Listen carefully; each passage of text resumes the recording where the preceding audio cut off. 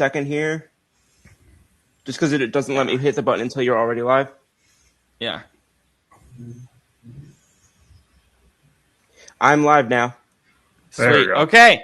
Yes. Sorry for the delay. Still dealing with technical difficulties, unfortunately, but we are here for our most, probably this is definitely our most important show of the year, the Football After Hours Awards, the first edition of this set of awards show. We've done these awards that are past employers. I think this is the 5th year as a whole we've done this.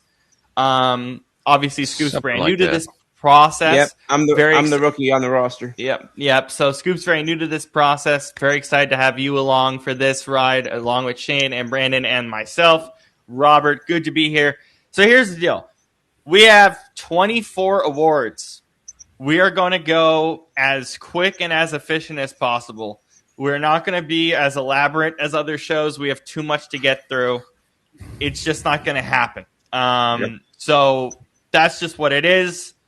We just can't do it. We have a lot to get through. We have obviously the AP awards. We have some individual awards. We're just going to run through a lot of these different stuff very quickly. Beginning with their most important award, the AP Most Valuable Player. And Scoop, for some reason, has been teasing this to us for at least 2.5 months. Oh, I'm so excited. Not deliberately. Well, the issue is, Scoop, I've told you like 10 times to wait for this specific show, and you keep asking, do I say it now? Do I say it now? I'm like, Scoop, wait for this show. That's what I've been very clear on. Because I keep getting confused by like the conversation in which it's brought up. I tried my best to be very clear that it's this show that you said. It's not your fault at all. It's me being a complete knucklehead. Okay, so here's the deal. The reason I'm starting with this is because this award, I have vetoed it already. I know who this is going to. I'm giving it to 2 people because I don't even know who to pick, and it's killing me, and it's causing me a lot of pain, both physically and emotionally and mentally, picking this award. But Scoop might cause me more physical, emotional pain with whatever he's going to do. So, Scoop, I'm going to let you go because it's not in this nominees list. Who do you think should have been in this nominees list? Yeah, so I'll try and make this as quick as I can. But, again, there's the evergreen debate, right? Most valuable player versus the best player, and we've talked about it ad nauseum. That's why we're doing a most outstanding player after this. Well, that's exactly what I was going to say. So I'm glad that we have that type of thing, differentiation, and Associated Press. Anytime you want to take that idea from this show, go ahead. No, take it from the Canadian Football League because that's where we took it from. Okay, take it from Canada. I mean, you follow them more than I do. Take it from Canada because that's where it comes from. They don't have an MVP award. They have Canada. Canada does this award better than America. That's disgraceful. It's disgraceful. Yeah. Anyway, so and again, I'm gonna try and make this quick. But basically, when I thought of like the actual most valuable player, obviously it's a quarterback. I'm not doing anything crazy here by picking a tight end or somebody. But just looking at what the league was this year, looking at the fact that there are certain quarterbacks who I think just had to truly put more on their back to get their teams to where they were, and that can be for myriad different reasons. It could be from, players getting injured. It could be from a defense that wasn't coming through. It could be from any number of things. Or it could be this quarterback who had to deal with all of that. And according to, advanced metrics with expected points added by individual quarterbacks themselves, and somebody who quite literally was basically responsible for retooling his offense on the fly and dealing with different guys, missing his tight end, missing offensive linemen, one thing or another, and even having a season come down to the fact where people debated whether his OC or his entire head coach should be let go at the end of the season, despite the fact that this guy played very well until he got injured late in the season. You've probably already picked up who I'm talking about. I would have put Jordan Love on this list, so I don't hate it. I honestly really don't. I really don't like it. I really like it. I really like it. I'm being dumb right now. I really like it, Scoop. I really do, because you laid it out perfectly. I mean, this is a player that got to the playoffs with almost nothing at his disposal. I thought it was going to be even worse than I thought. I thought it was going to be like I really thought you were going to say Bryce Young or something. Like I thought you were going to go that weird. Okay. No. So no. I don't hate this at all. Brandon, Shane, yeah. I don't hate this at all. I really don't. Yeah, I don't. I definitely think that it's that, you know, when you're missing your all world tight end, you're missing you're having a little bit of inconsistencies with Josh Jacobs. Your line's not great. Your receivers definitely aren't that good. When you're basically, you're willing your offense to win games pretty much. Yeah. And he's battling through his own injuries really not even just this year, last 2 years, but especially for this year. I think that's a pretty good case to make. I think he should have been in there for sure. Mm-hmm. Agreed. Yeah. And especially I mean, I don't know who I was expecting you to say, but it wasn't him. I don't know why. You guys kept giving me names that you thought it was going to be, and I'm like, you guys are wildly overdoing this. Can I give a suggestion of who should have been? So there's two guys in this. There's two guys in this MVP list because Scoop just convinced me that should have been in this list for nominations that weren't in here. So I'm gonna list them off: Josh Allen, Trevor Lawrence, Drake May, CMC, and Matthew Stafford. I'm not gonna lie, I would have replaced Allen and Lawrence with who you said, Jordan Love, and I honestly think JSN should have been on this list, and I think it's asinine that he wasn't on it. I wouldn't agree with that. Well, but why? Yeah, wide receiver is never going to be your most valuable. Well, that's the thing. Yeah. That's fair. I think he kind of has a Saquon Barkley-esque argument to me, where I think that you can argue he was so great at his position, he deserves at least an outside thought, but he was never going to realistically win. Yeah. Okay, that's fair. So Brandon, Shane, who did you take between Stafford and May? Yeah. Well, I debated this for a long time. For a while, I was on the Stafford train, then I was on the May train, then I was back on the Stafford train. And I'm officially going to pick Drake May. Okay. Because, look, I just think what he did coming into a situation where, last year his team won 4 games, and then with a new coaching staff, granted it's a good coaching staff, but still it's a change. But he's in the Super Bowl, this offense was. I mean, he didn't have a lot to work with. Offensive line, it's not good. Doesn't have very good weapons. His backs are just okay. He was, probably a top 5 quarterback in the league this year. So, won the division against Allen, and so I think that's, to me, that's just so much more valuable, hence the word, than what Stafford did. So, yeah. Brandon, who did you end up taking? Yeah, I was on the Stafford train all the way through until about, almost week 17. But by the end of it, I mean, I eventually did pick Matt Stafford. And I think, and I picked Stafford just because, I mean, he's got a lot. For a lot of things, a lot of times when you have 2 quarterbacks, they're always going to pick the quarterback who throws for more touchdown passes. And Stafford threw, I think, was it like 10 to 15 more than Drake May this year. That's just part of it. But I think Stafford also we also came into this season saying, hey, he has a bad back. And we didn't know how he would. Chronic. He has chronic back and leg issues. We didn't know how he would perform. We said that coming into the season, we don't know what Stafford's going to look like. Is he going to be even healthy? And he came out and did that. And I think the AP voters are going to vote for him anyway, just because May's got plenty more years in this league, but for Stafford, this cements his legacy. So I think overall, when I look at the grand scheme of things, I mean, hell, he even got Devontae Adams, who hasn't had a double-digit touchdown season in like 3-4 years, who's basically a little bit past his prime now. He got him 14 touchdowns this year. He led the league in touchdown receptions, and so Stafford found him the ball. So that right there is like a miracle these days. So I just think between the issues with the health, and I just think that when you got that many more touchdown passes, like a lot more, like, he's got a lot more help than May, but he also, outdid May for a lot of this season.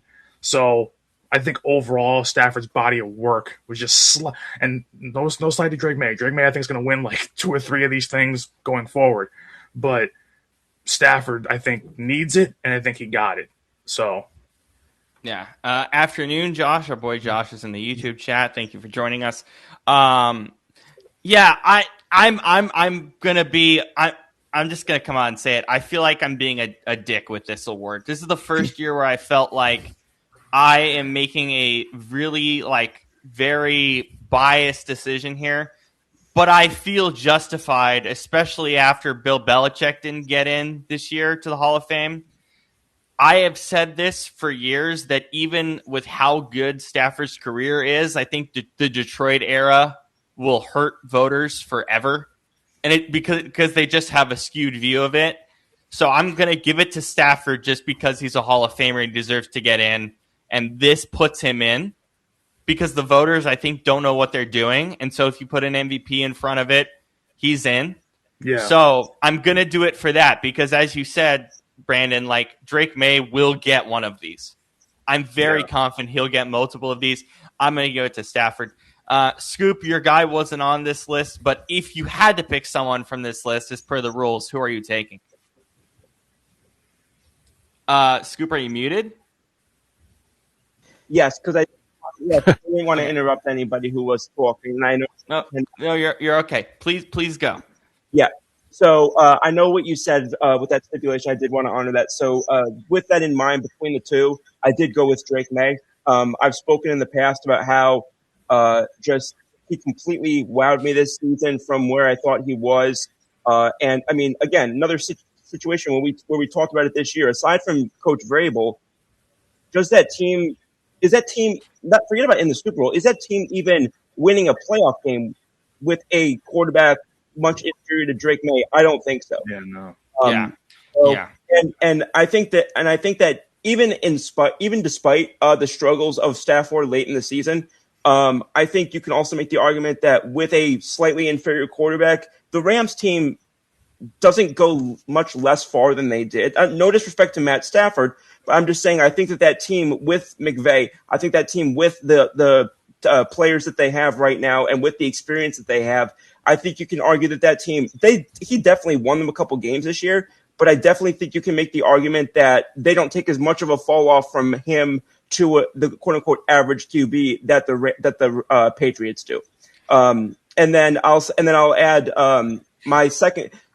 This is where I did kind of, I don't want to say mess around, but I wouldn't have had Stafford as my 2 quarterback though. I would have had Lawrence and then Stafford 3. Wait. I'm confused. So you picked Stafford, but you would have. He picked May. I'm saying you. Oh, so you went Lawrence over Stafford. That's what I'm saying. Yes. Okay. Well, I'm interested in this. Why? Okay. So here I'm gonna. Sorry, I didn't have my notes up. But essentially, where it came down to is that he kind of no, don't even think about it, Pringles. He basically said, at the end of the season, had a situation I thought where he kind of had the Josh Allen type thing happen, which was he also cost them too many games, I think. That's completely fair. That's completely fair. Yeah. And I think Trevor Lawrence, just like, for example, coming into this season, we expected the Bills and that offense to be good and be a playoff team. And we could tell you, the good players that they had on that team. We could tell you the really good players that we liked on the Rams team. What did we think that we came into the season, or even halfway through the season? What did we like about Jacksonville? We all were out on Jacksonville at different points, and we still don't know. We still don't know if we love Liam Cohen as a coach. No, don't even think about it. So with I that in do. mind, okay, that's fair. That's fair. I guess. But anyway. I guess when I said we, I guess I sort of said the consensus. I guess. Yeah. Well, going But- into the year We with didn't know Cohen, about we it. thought it was a bad hire. Right. And that Yeah. ended up being at completely the wrong. time. Yeah. So I'm just again going back to that. If you're harping specifically, which I do, if you're harping specifically on the value portion of it, I would add that just because I think also I think Stafford also reduced at times. I think he also was part of the. I don't want to say part of the problem, but he also I think contributed a lot of negative value himself, and I think that the net positive negative. I think that delta ends up more in Lawrence's favor at the overall. Oh my God, I got something to give out, and I didn't realize I have it. 1 second. Ooh, giddy up. Oh Jesus. this is. Oh, Well, boy. we got through the MVP conversation, and I'm still on the show, so there's that. That's a good Yeah. sign. We took a while on this already, though. But that's all right. We'll get through the rest of them. I mean, quick. yeah, that was entirely my fault. My tech was I mean, it was partly your fault, but that's beside the point. What? What are you guys I was- talking about? I made a joke. I said, "Well, we got through MVP conversation, and I wasn't put off the show, so that's a start." And then Brandon made a comment about the tech issues, and I said that's mostly my fault. And I said it's partly your fault, and I was pointing at the cat. It's partly the cat's fault. No. I was scared that if you said like Bryce Young or something, then yeah, you would have been laughed off. But that was my concern. I thought you were going to say something really random. When you said Jordan Love, I was like, that's absolutely correct. All right. I think Bryce Young could have had a case for like comeback of the year or something like that. But Yeah. I've had this in my room forever, so I don't know why I didn't decide to put They win the coveted pillow football. There you go. Oh, Jesus. The pillow football. So there you go. I wouldn't recommend using that while they measure your hand size at the combine. That is very true. We're going to give out the pillow football to both Drake May and Matthew Stafford. We're going to It's give funny. them We were split right down the middle. Rob and I Yep. said Stafford, and you two said May. So yeah, that So we're going to give them codes, and I'm comfortable giving them codes because they both deserve a lot of love for what they did. I think now that they each went 2 for 2, or they each went 2 and 2 in this show, I think that giving them the split only makes sense now. yeah. Yep. So there we go. And you know what? Sure, we'll give out split awards if we go split. Why not?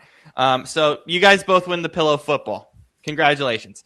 Okay, and can we follow this up immediately with Outstanding Player of the Year? Yeah, that was exactly my plan. Yeah. So Shane, please Okay. explain the antithesis of this award because this is done in the Canadian Football League and it's amazing. Why do you love this award? Okay, because by definition, outstanding and most valuable are two different things. Mm-hmm. All right. Most valuable is the guy that quite literally brings the most value to your team, which 9.5 times out of 10 is a quarterback. So to me, that's kind of like, like that's not boring, but so More predictable. yes, yeah, thank you. It doesn't acknowledge other people in the league. Yeah, MVP is the best quarterback award. Yes, Now it is that's at why. least, yeah. That's Yeah. why I like most outstanding as well, because it can still be a quarterback, but it's just it's not the guy that gave his team the biggest edge. It's just the guy who I looked at and was like, wow, that was amazing. Yeah. And the reason I wanted to follow it up Right. right after that is because my most outstanding player of the year this year happens to be Matthew Stafford. And you know what's funny? We gave him an MVP anyway. And guess what? I'm flipping it because my outstanding player, Drake May. Yeah. Right. So- So I mean that's and that's like and to me that's Yep. just because, and the reason I have it in that order and not vice versa is because Stafford obviously had a lot more to work with, and he'd been, I mean, this is his 5th year in McVay's system, and the same receiver, well, other than Devontae, but the same skill guys, so And then, but I mean, he played lights out, and it was like, oh, that's great. But yeah, so that's Wait, Rob, there you Rob. go. Oh, I'm sorry, Yeah. Rob. Yeah. I don't see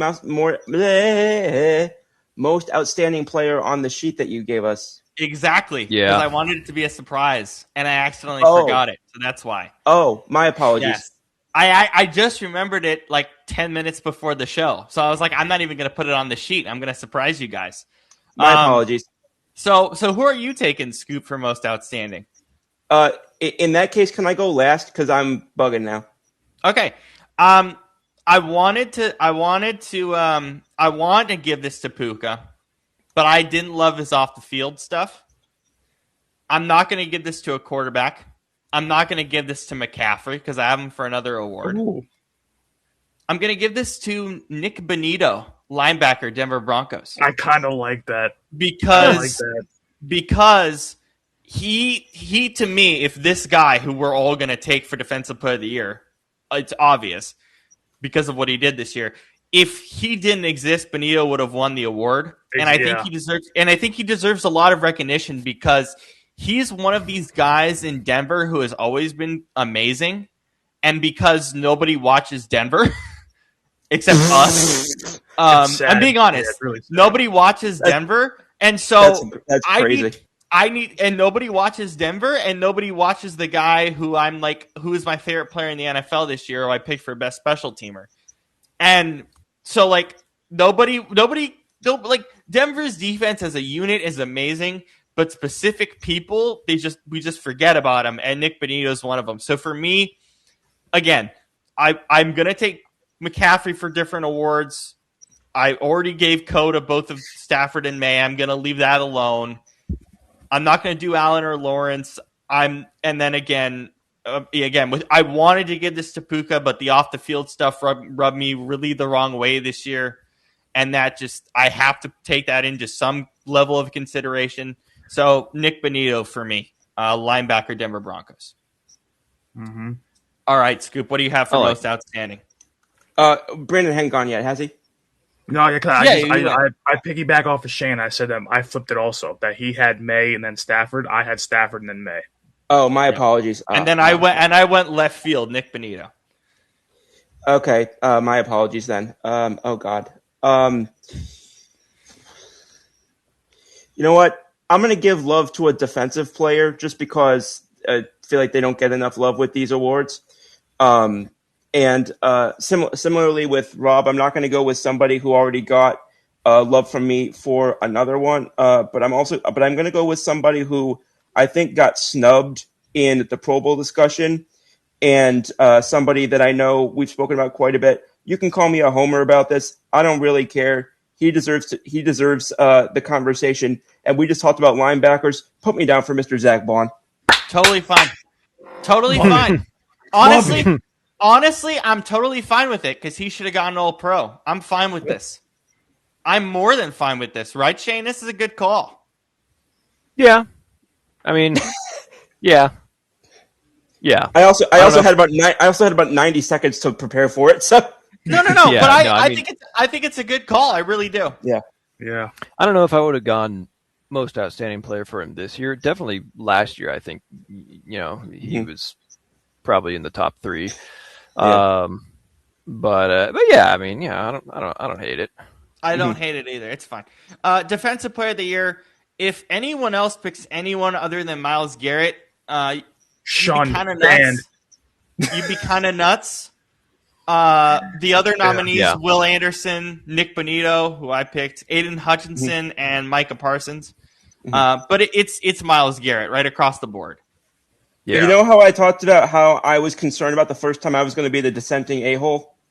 Are you kidding me? How do you not? Yeah, it's not here. Myles Garrett all the way. Good. Okay, good. Thank God. You were scaring me. I kind of figured the swerve was coming from you on that one. Yeah, All Well, right. you've like- been on a show with me every week for almost a year. You know my Because tendencies. I'm like, listen, I know Scoop is bad at these things sometimes. Whoa! I'm like, there's no physical way you can pick anyone other than Myles Garrett. There's I mean, no and, way. I mean, I saw Myles Garrett live like a month and a half Yeah. ago. Yeah. So And by the way, it is incredibly disgraceful that he's another guy that we can mention that is disgraceful that's not in the MVP conversation. Yeah. Massively Yeah. disgraceful. Yep. Offensive Play of the Year. This is a great nominees list. Drake May, Christian McCaffrey, Puka Nacua, Bijan Robinson, and the aforementioned JSN, who I was debating for most outstanding, but I swerved there as well.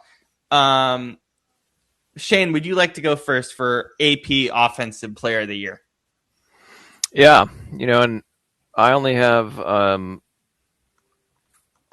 I told you guys in the chat I only voted for one Seahawk, and it's not JSN. Stop swerving. Why are we doing this now? Well, Stop Scoop swerving. did it and it looked fun, so I wanted to join. I know exactly who it is, though. I know exactly who you're taking for the Seahawk now. I know exactly who it is. Yes, There's a few options. I know exactly who it is because it's the same one I'm doing. Anyway, who are you taking for offensive player? I'm taking Puka Nacua. Here's the thing. Off the field stuff, like you were saying, yeah, it drives me crazy. But this isn't an off the field award. This is this is not an off the field award. It's what you do on the field. I take that stuff into consideration. I do. I mean, for MVP or something, sure, or a most outstanding player, yeah. But just for offensive player, yeah. I mean, I care about it, but like for the sake of awards, it's like, well. Anyways, yeah. So, I look. Puka, I think, to me was more impressive. I mean, because not only did he miss a game, but he also, he still had like 10 more catches than JSN. More yards per game, and this was with Devontae and all their arsenal of tight ends also getting a lot of targets. Yeah, he was still doing that and absolutely shredding people. Dude completely destroyed Seattle, which is a top 5 defense, and he did it twice. It's insane, really. So, PTP TCA or I keep messing this up like Scoop. PGP TCA said talked about Puka, and he's like, what off the field stuff and everything. Look, I don't care that he got he's tricked. just annoying. You can't. I don't care that he got tricked into doing it, that he didn't know what he was doing. Be smarter. Be smarter. Like, don't let some random live streamer. He's not random. He's the most famous live streamer in the world. I get it. But Puka knows he's a streamer. Like, come on, man. He's gonna get you to do something stupid. And on top of it, why are you letting him into the building in one of your most important weeks of the season? You can't do that. Can you explain what he did for the viewer briefly? I will not. I will not because it's really disturbing. I will not. Okay. I will not. Well, can we just say that? Can we just say that the term that it's anti? It's anti-Semitism. There you go. Yeah, it's massively anti-Semitic. But again, regardless of the anti-Semitism stuff, because again, he was tricked into doing it. I understand, but you can't let a streamer into the building on one of your most important weeks of the season. I take that stuff into account very heavily. That's fair. You can't do that. But again, Shane still took Puka. That's fair. That's fine. Scoop, I'll let you go here next. Okay, just give me I just needed a few seconds for this. First off, I want to say I did also take Puka, but I also want to add this. Another thing that I think it's undersold sometimes about playing wide receiver in some offenses is the run blocking element of it. He was one of the top run blocking receivers this year, which did play a role in the ability of guys that aspect of their game to be so successful. So that's another reason why I took this as well, was because he was up there with Amon-Ra in terms of top run blocking receivers in the NFL this year. On that front, I think it also deserves to be recognized. So that was another reason why I took Puka Nacua. Brandon. Yeah, I'm gonna make you Seahawks fans happy. It's JSN for me. And listen, I went back and forth between both of them, but to me, JSN. Well, what it really just came down to for me for JSN was, I mean, more yards per reception. Puka was 13.3, and JSN was almost 2 more yards above that, 15.1. So just home run ability. I mean, both of them are just insane athletes, but to me, what it came down to was pretty much just who was throwing him the ball. Sam Darnold, while he's had a great last year and a half, 2 years, Sam Darnold is nowhere near Matt Stafford. And, Sam Darnold's, doesn't throw the most accurate ball in the world. So to me, it just came down to who was throwing the ball. And Puka, I expect this out of Puka. It's the Rams, it's Sean McVay. They know how to get, he knows how to scheme him open, knows how to get those guys open. Stafford knows when to find them. Darnold came into this team, not knowing anybody. And then, having JSN there, who was great last year, and it took an even bigger leap this year. And I mean, listen, 10 less catches, but more yards than Puka. So, to me, more damage. And hey, one team's in a Super Bowl, one team is not. And that's mostly because of JSN's play. So, yeah. At least to me, besides the defense being really good, but still, JSN offensively is a unit. So, for me, it was JSN. Yeah, and look, we're not taking playoffs into account for these awards. I'm just saying because we're not allowed to, because in normal circumstances we would turn in these awards before the playoffs. But you could still say it, obviously, in your spiel. For the same reasons, JSN. I love his catch radius this year, in particular. That was the most fun for me with him. And you saw a lot of that similar catch radius with Darnold and Justin Jefferson last season. So to see, because Darnold, as great as he is throwing the ball, he demands a lot of his receivers when catching the football. Mm-hmm. And so JSN for me, we are giving away Coes once again for offensive, and obviously Myles Garrett for the defensive side. Offensive Rookie of the Year, I will start Tedero McMillan, Carolina Panthers. Ding, ding, ding. Yep. Carolina, yep, so there's 2.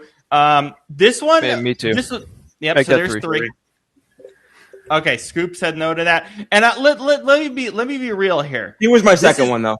Okay, let me be real here. This nomination list is very good as well. Jackson Dart, Emeka Buka, Henderson, and Tyler Slough, or you could consider, or Tyler Shaw, that's how you say his name. I think, whatever. His name's hard to say. Shuck, there it is. Shuck. Shuck, Jesus. yeah. It's Shuck. Whatever. Oh, and you know what? I was debating taking him as well. So was I. But it's because he had an incredible second half. But Tedero for game 1 to me was the winner. Yep. But Scoop, why would you zag there? Who did you take? For what it's worth, I did take Tyler Shuck. Totally fine. Totally fine. Yeah, I'm fine totally with that. fine. Totally fine. Why did you take Shuck though? Go from there. He actually, it's interesting because when you put it, I mean, again, when I've been comparing different nominees, I've typically am putting most of the comparison against other guys in the category playing their same position. I think that's obviously the most fair way to do it. Putting him juxtaposed with Jackson Dart, they have virtually identical average depths of targets. They were taking virtually identical types of risk, if you want to call it that. They also, in terms of big time throws versus turnover worthy plays, their ratios were virtually identical, but he also committed 0 penalties. Dart committed 9, which led rookie quarterbacks. I think not committing a single penalty, even if you're not playing all 17 games, I think that's worth a lot of value. because the phrase "rookie mistakes" exists for a reason. He wasn't making those already, and I think that especially in an offense that's still let's say in its infancy, to be nice, which is not something I usually try to do on this show, is something I think is definitely worth value. So I did have to go with Tyler Shuck there. And I'm completely fine with it because, as we all said, he had a great second half. He's definitely the future of the New Orleans Saints. He deserves some consideration. We'll give the ball to Tetero, but great shout out to Tyler as well, and well deserved. Yeah. Defensive Rookie of the Year, Abdul Carter, Seattle Seahawks own Nick Momori, James Pierce Jr., Carson Schwarzenegger, and Xavier Watts. Scoop, did you take your fellow Cleveland Brown? Yeah, I had to go with Schwarzenegger here. Again, I'll fully acknowledge that having seen him in person and seen his impact in person may have some influence there, but this guy's a dog. This guy's an absolute dog, and I think he's going to be feasting for a while. What's that thing that Brandon likes to say? Hungry dogs eat faster, or run faster. Run faster. That was a Jeff Stoutland quote years ago. Yeah.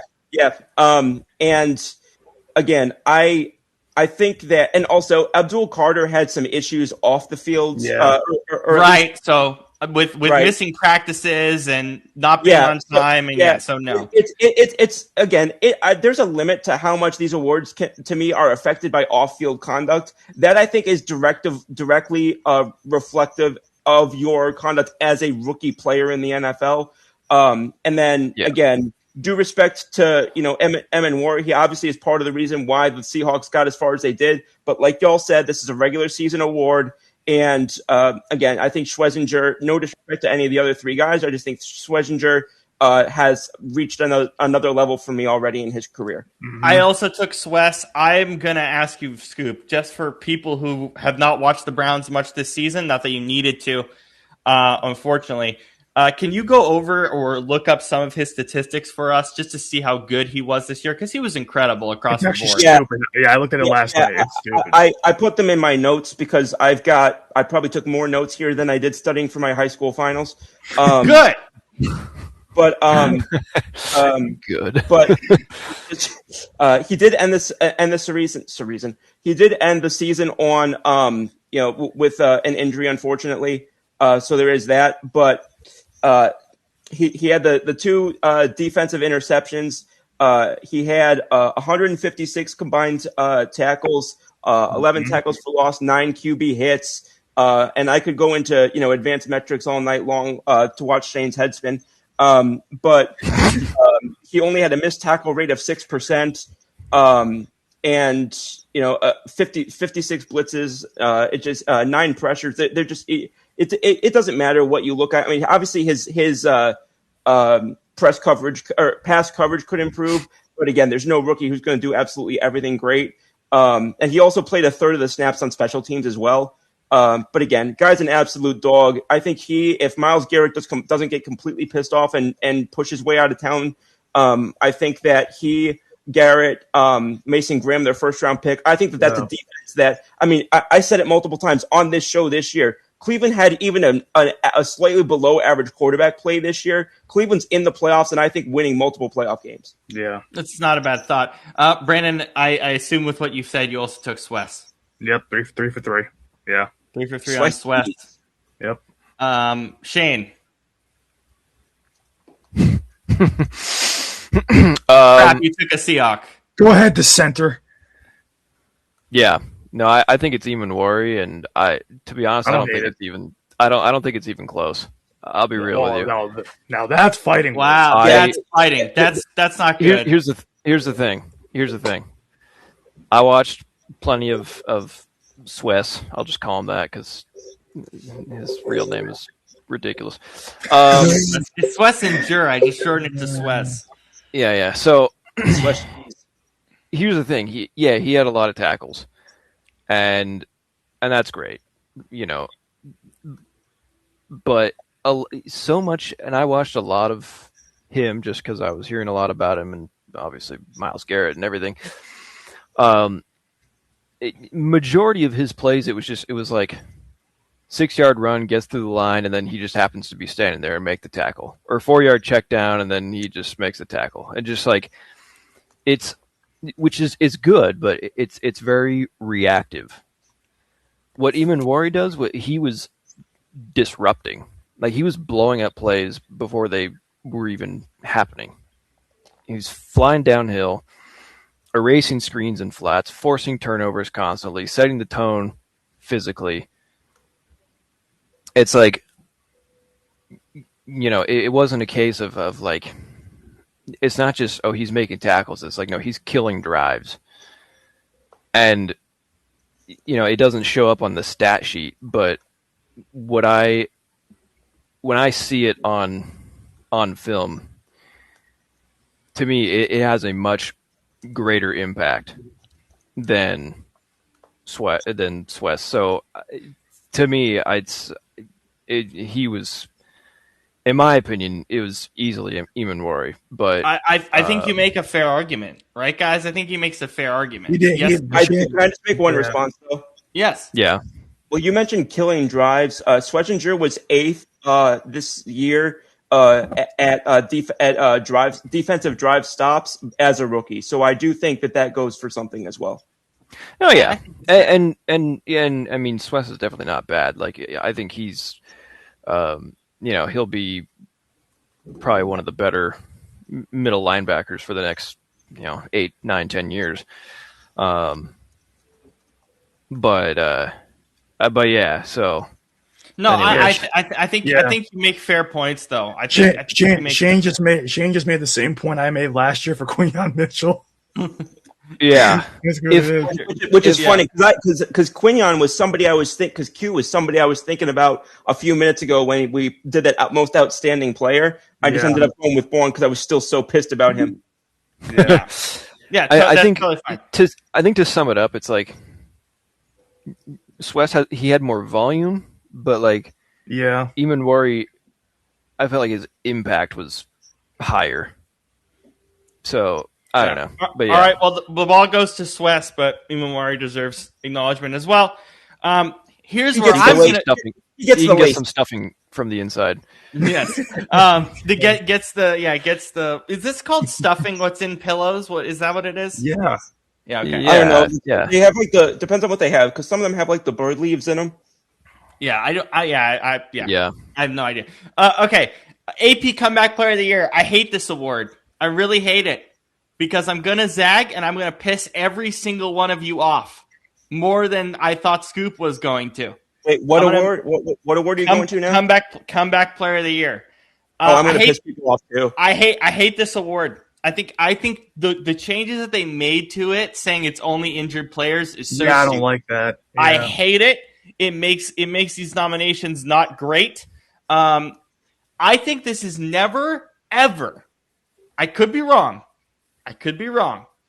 But I think this is never ever ever. There you go. I said it 4 times. Gonna happen again for the rest of our lives. A quarterback who's 44 years old who says, "Hey, I'm coming back and I'm going to play good football. Not amazing, not incredible, not great, good I football." don't hate it. I was surprised he wasn't a nominee. Yeah. He can't be because he can't be a be nominee. because of the rules. He can't be a nominee because the rules are injured players. He can't be a nominee. He's not allowed. That's part of why I hate this. What geriatricism isn't an injury? I disagree though. I think we're going to see that a lot more. So Going forward. So Phillip Rivers again. Phillip Rivers, Indianapolis Colts. So tell me why you think you're going to see it more. Well, I mean, for starters, it's pretty standard now for quarterbacks to play into their Yeah. 40s. And as systems, because offensive playbooks and systems now are so complicated, and at least in the current era of the NFL, you don't need, like, most coaches would rather have, a Phillip Rivers or like, a 45-year-old Drew Brees if he could throw, or whatever, or Brady even, or so, over some backup or a younger guy who's he's got great athleticism, but he's so I feel like we're gonna see more often than not, honestly. And even if it's not I don't hate the 44, thought. just I like don't a hate guy the in his thought. 40s. Excuse me. But Yeah, I apologize for interrupting, but I don't hate the thought. Like guys in his 40s Yeah, no. understanding the system. But don't you think that Rivers having the same system with this high school team that he had with the Colts is also part of it? That it just Yeah. made the transition even easier than normal? Yeah. And well, yeah, and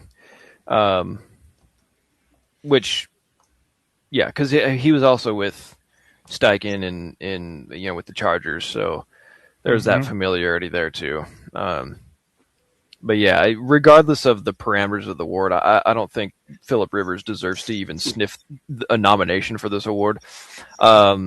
Because I mean, yeah, he came back after 5 years, but like the dude only played 3 games, lost all 3, and I think he played pretty shit, to be honest. I thought he played good. Funny enough, and it's like did nothing to move the needle at all for the team. He played good enough, I think, to win those games. It's just that his defense couldn't stop shit. I mean, like I guess I don't. Yeah, well, it wasn't great, but what do you expect from a guy that's coming off the couch after 5 years? Right. It's like come back from what, like having more kids, like I don't know. Oh my god! And then he turns around and tries to and then he turns around and tries to be the Bills head coach, and then which was amazing. But then he decides not to like continue. Like the only thing he's ever pulled out of in his life. But I just oh my god! You know what? I don't Scoop. This is the one kind of other than the head coaching award that I have to ask you. Did you also see from sources that he interviewed well? Because I saw a ton of sources that he interviewed well. That doesn't surprise me.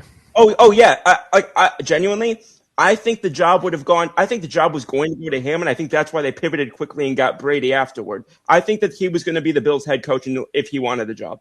Wow, that's crazy. Okay, Scoop. Let's see. What do you have for comeback player of the year that isn't on the nominations list? I don't mean to annoy you guys, but can I do the player A versus player B thing very quickly? Oh, please do. Okay, so we got player A versus player B. Completions 410 versus 404. Attempts 590 versus 600.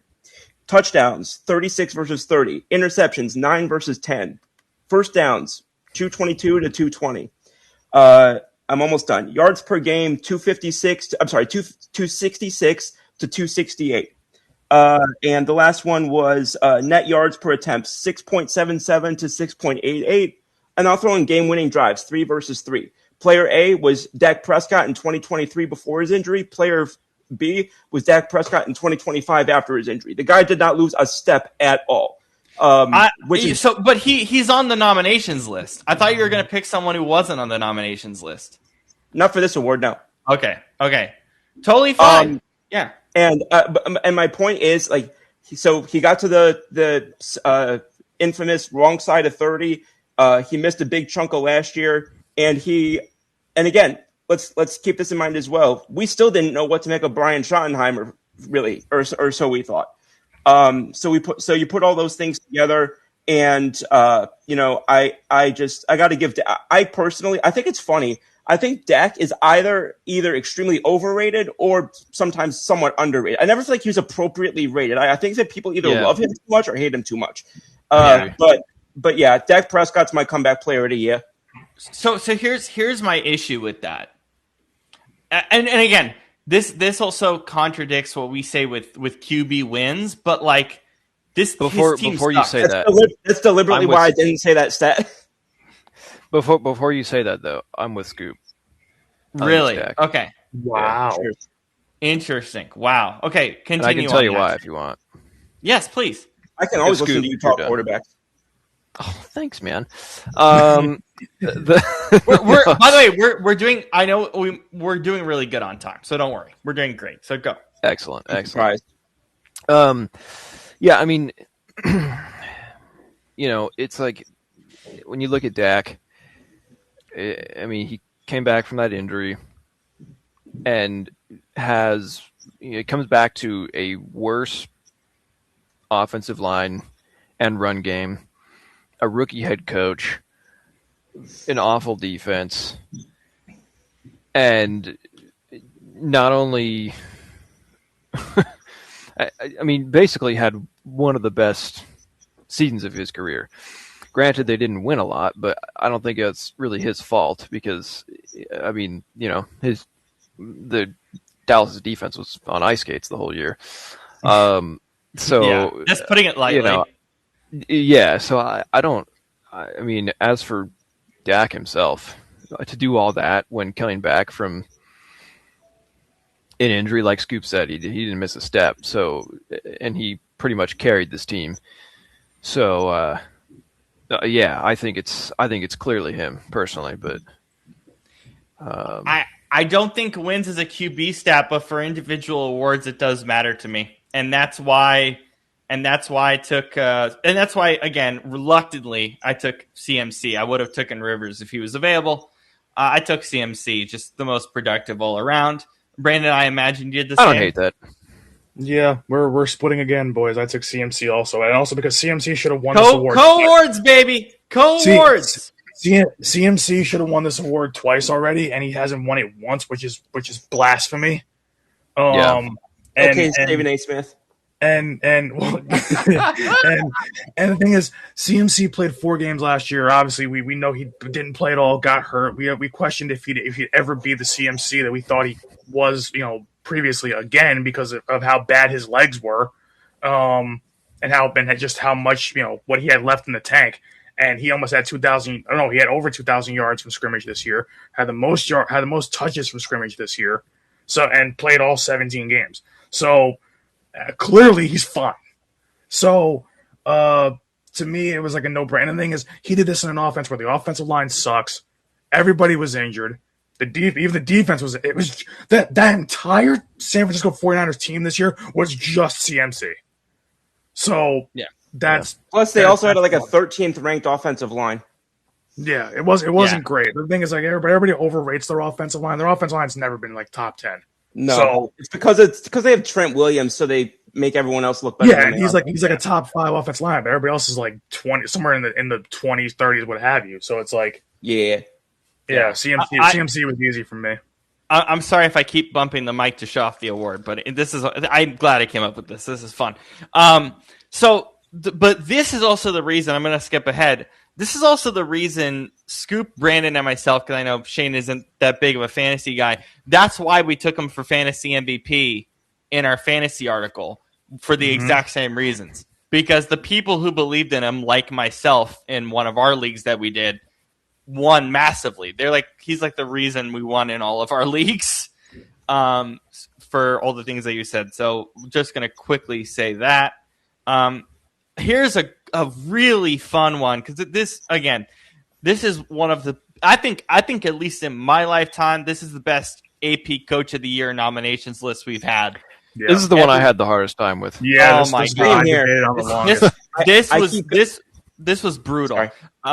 This was brutal. Liam Cohen, Jacksonville Jaguars, Ben Johnson, Chicago Bears, Mike McDonald, Seattle Seahawks, Kyle Shanahan, 49ers, and Mike Rabel of the New England Patriots. We all had a brutal time with it because this is the first time I've ever seen this with this nominations list that everyone on this list deserves some love for what they did. Yep. Every single one for different reasons. Shanahan with the injuries, Johnson basically rebuilding that entire team from the ground up, Rabel doing the same thing, McDonald especially defensively, Liam Cohen coming out of nowhere. But Scoop, go ahead. Yeah, so I'll be honest, I actually changed back and forth on this a couple times because I do think that there are several very deserving options on here. And I ended up coming down to a split between 2 people, one of whom being Liam Cohen. We just talked about the Jaguars a little while ago.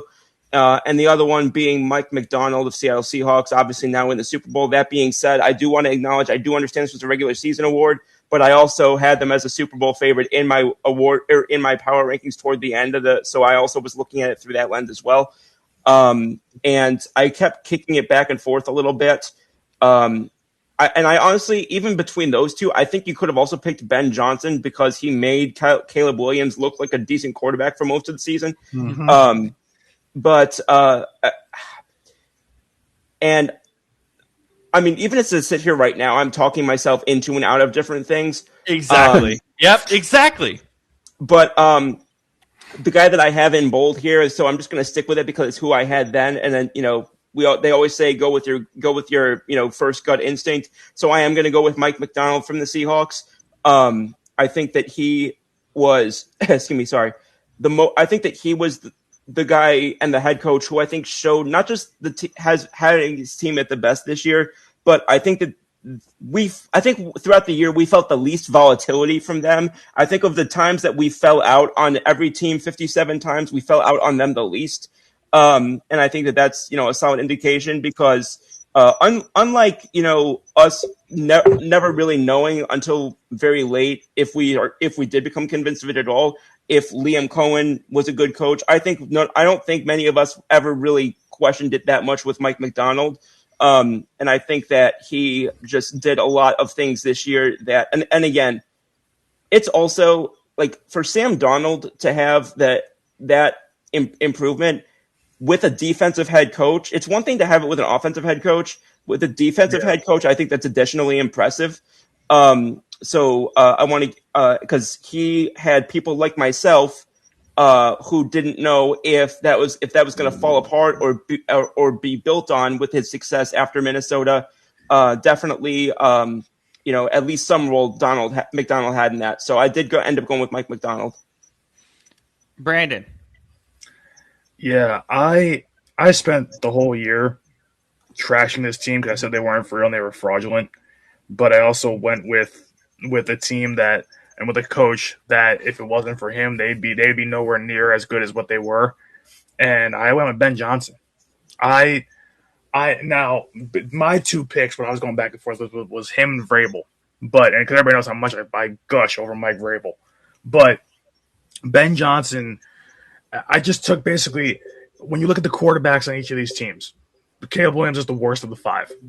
So it's but they gave what they did this year with kind of retooling the offense, getting it more to playing more to Caleb Williams' strengths more than his weaknesses, and Ben Johnson just being a mastermind of scheming things up.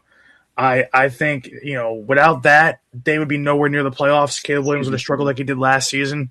He didn't take a massive jump from where he was last season, but took a big enough jump to where that's what kind of got them over the hump. And I just think that, we even said, I think, I don't know if I was the first one to say it, but I know I was one of the first few people to say that Ben Johnson was going to go to the Bears before he even went there. We all kind of knew that that's where he was going. Because Ben Johnson was the perfect fit there. So to me, it was all the way. It's always been Ben Johnson. Ben Johnson just, look at what Swift and Monungai did in that backfield. He got a lot out of, and the thing is the receivers weren't great this year. Adunze wasn't great. DJ Moore was hurt, not great. Really, it was just tight ends. It was Cole Kmet and Colston Loveland. And for some reason, the defense just left those guys open pretty much every other play. Ben Johnson turned that around because I think if any other coach was there, I think that much like Vrabel too in New England, but if any other coach was there, the Bears wouldn't even be where they were. The Bears would have won probably 3 games this year. Yeah. So Ben Johnson. Yeah. All right, Shane. Yeah, I've flipped all around between all 5 of these guys.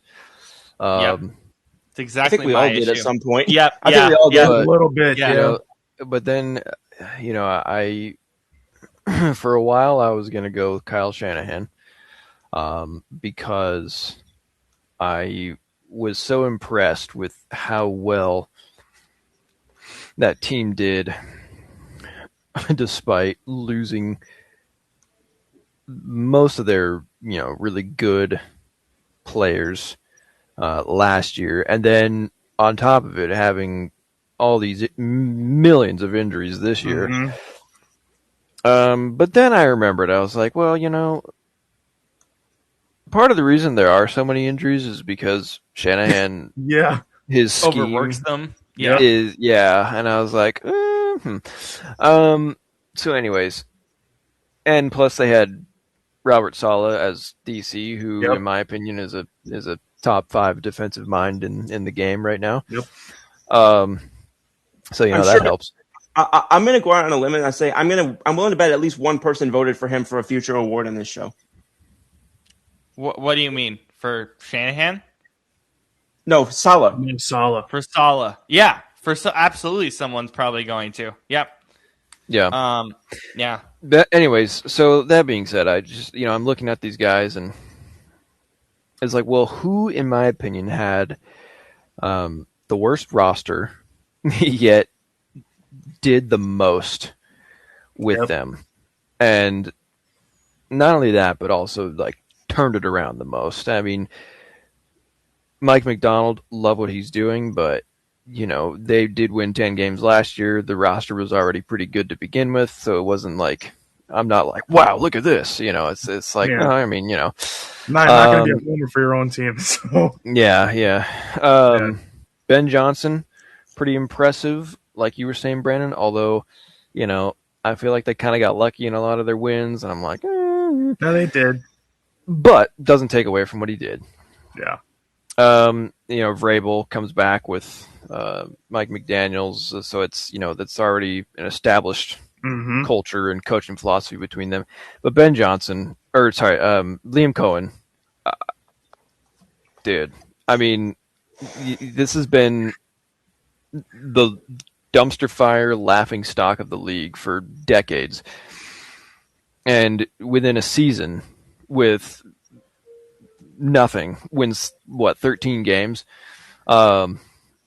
gets embarrasses the number 1 seed Denver, and yeah, I know the playoff thing didn't go well for him this year, but this isn't about playoffs. So you see how much Jaguars love we've been giving them tonight. Do you see why I picked them to go all the way originally? Yeah. So I mean, I just think what he did was so impressive, because he took. I mean, Lawrence was finally starting to look like, the number 1 pick. Not fully, but starting to. So, yeah, to me it's Cohen. Which if you told me that at the beginning of the year when I was making fun of him for looking like Rudolph's dentist, I would have said you were crazy. But here times change. So, I will happily eat my words on that. For me, it's Liam Cohen, but it's not for the reason Shane said. It's for what happened in the offseason to get Liam Cohen, because it was awful. That's a good point. Jacksonville's only options left by that point was Pete. Basically, it was just Pete Carroll. Liam Cohen had to get out. Unfortunately, he burned a lot of bridges. He had to get out of that Tampa Bay contract, the biggest contract ever for an offensive coordinator. He was making head coach money as an offensive coordinator to go to a dumpster fire in Jacksonville. That decision was questionable at its own core. I'll be right back, fellas. I'm sorry. No worries. But that decision already I thought was dumb, because Tampa Bay was a better roster, a better situation. Was it actually? No. Because Jacksonville did what they did, and they were good. Yeah. And Tampa suffered in the process. And Tampa massively suffered in the process. So, yeah, and again, he burned a lot of bridges leaving, and that sucks, and that deserves some frustration. But again, it's not. But again, like, that's part of coaching. You go to the better job. The best job you can possibly get is being a head coach. And so that's what he did. And so that's why I took Liam Cohen, because I knew Ben Johnson was going to be great in Chicago. I knew Mike McDonald was going to be great in Seattle after the first year. I knew about Shanahan. I knew about Vrabel. We talked about it. I knew about all of them. Cohen, I was like, nah, no way. It worked out. We go from And- one of the And that's Go- and, finish and up. that's the crazy thing. I love what you said. It's like, why is he leaving a good situation and going? In hindsight, as we look back in this year, the good situation was him. was Yeah. Jacksonville. The good situation wasn't no. being the highest paid just off. him. The good situation was Liam. I got it. Yes. I see what you're Tampa saying. Because screwed Tampa up looks like crap by- now. Yeah. Yeah, by letting the true genius out the door. Right. So- And go to Jacksonville. We go Yeah. from one of the best coach of the year nominations in our lifetime to one of the worst assistant coach of the years lists I've ever seen. -3 people. Vic Fangio, Josh McDaniels, and Clint Kubiak 100% deserve to be here. Brian Flores and Vance Joseph do not Hell deserve no. to be here under any circumstance, but they are here. With that being said, this is not a homer thing. I went Clint Kubiak, Seattle So did- Seahawks, So did I. because of specifically what he did with Sam Darnold. Yep. I exactly think it's why. more impressive than anything else here because I saw so much talent with Drake May. We Yep. love Fangio on this show, rightfully so. Yeah. And again, so yeah, Kubiak for me. Brandon agrees with the same thing I said. Scoop, did you take your fellow Eagle? I was tempted at the last second to pivot to Vic Fangio, especially on rumors that he might retire. I am going to stick with my original gut, which was Clint Kubiak. There we I'm go, also gonna 3 for 3. I'm also going to take this opportunity to take 10 seconds. I know you said we weren't going to discuss this on the show, but I'm going to sneak an opportunity in here to do so. I still believe that Brian Flores is one of the reasons why Kwesi Adofo-Mensah lost his job, and I think that that's ridiculous. You know what? I'm glad you brought that up because I Yep. think that also hurts his chances for this award. So you Yep. know what? Bringing it up was smart in this instance, 100%. Shane, did you also take the fellow Seahawk? I did not. Oh my god. I knew that he wasn't because he said I only have one Seahawk left, and he took I just Amari. realized that as well, Yeah. and he used it on M and Wari. like I get see I get it, but I'm like if you're a fan of your team, you're going to the damn Super Bowl. I mean, I know this is a regular season award, but come on, man. Like, I hope to God it's Fangio then, because I have no idea who else it would be. No, it Josh would have McDaniels. to be Yeah, McDaniels. McDaniels. Yeah, Absolutely. and rightfully, and that's a good choice. Because Go on, think, McDaniels. well, just because I think he did. I think he did so much more with a lot less than Kubiak. You know, That's fair. I mean, That's fair. turning Drake May into an MVP frontrunner, and when they had a much worse offensive line, much worse weapons, worse running backs than Seattle. I mean, to me, that's I guess it also. I guess for me, it I'm also like, depends on. Oh, I'm sorry. I didn't realize you were. I'm sorry. No, I'm done. Go ahead. I was just fixing to say. I guess it also depends how much you're gonna attribute Clint Kubiak's Jackson Smith and Jigba's taking the next step this year to Clint Kubiak versus other factors. well, True. you know what I did when why I didn't pick Josh McDaniels, and I was considering it by why I ultimately went with Kubiak. I didn't pick McDaniels because just for I know this is a this year award, but I just thought back, I'm like, Josh McDaniels is a mainstay in New England. His scheme and things like that don't change. I think that's one of the reasons why I didn't pick him. I think it's just because he's been there for 20 Yeah. some odd years. Yeah. So I'm just so I Which think is I'm just fair.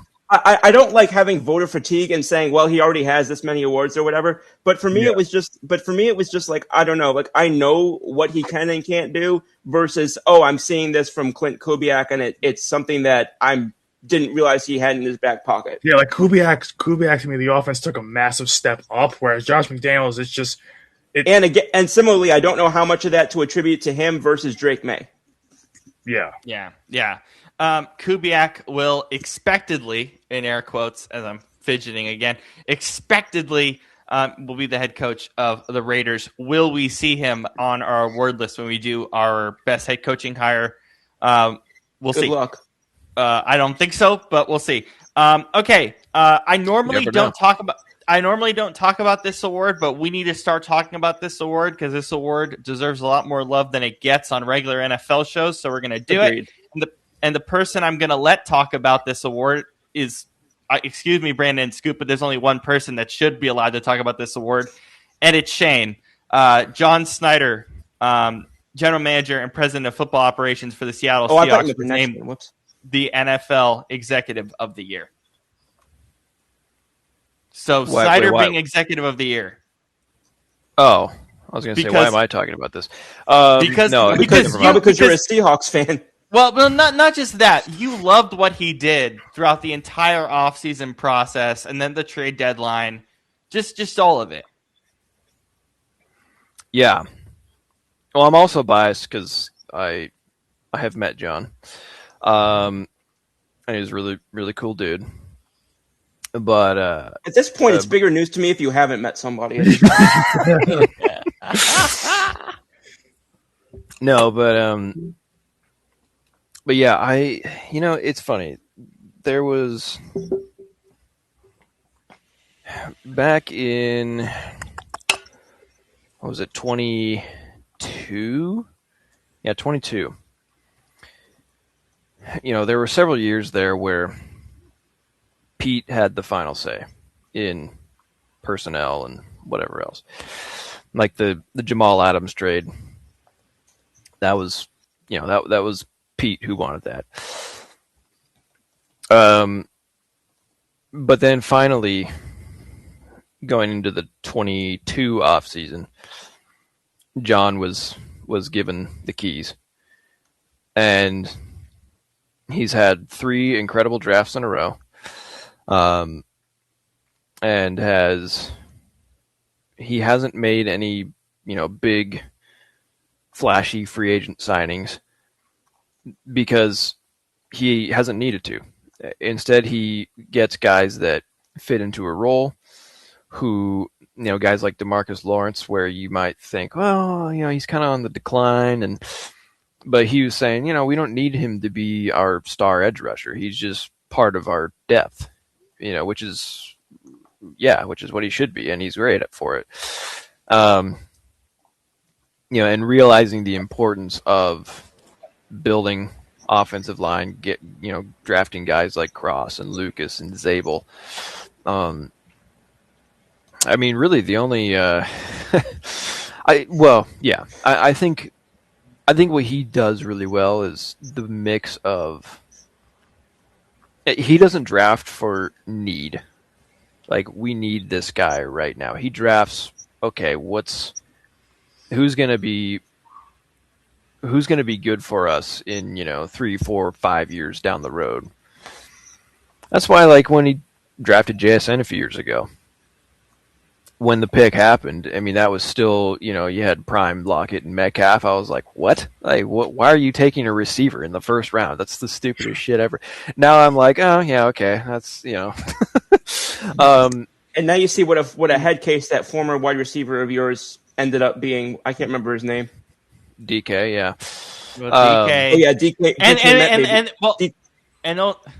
And also letting go of Lockett, too. Lockett was a mainstay in letting him go. Yeah. DK met baby cow. Jesus. And it's like with Gino wanting $45 million a year and him going, yeah, I'm not paying you that.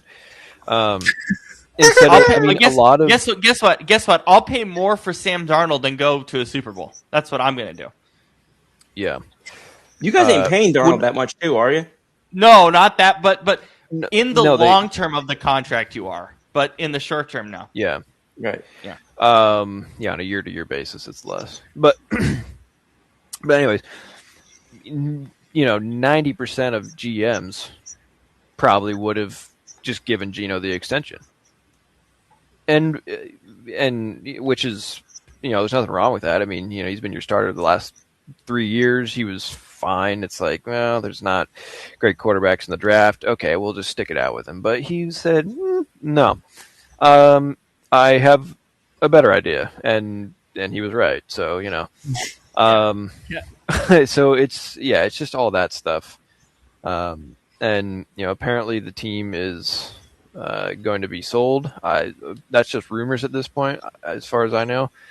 So ESPN reported it as fact early on in the day a few days ago, and then the state disproved it. So I have no idea. Yeah, but either way, if they do, if Jody does sell, I hope the new owner keeps him, because I mean, yeah, he's great. So yeah, there you go. All right, Protector of the Year, our new award. I'm going to read this out from NFL.com for those of you who don't know about this award. This award was championed by Buffalo Bills tackle Deion Dawkins. This will be announced annually from now on, so this will be on our awards list. Honoring the league's most outstanding lineman over a single season is determined by an elite selection committee of NFL legends. We'll get to who those people are, including one fellow Eagle.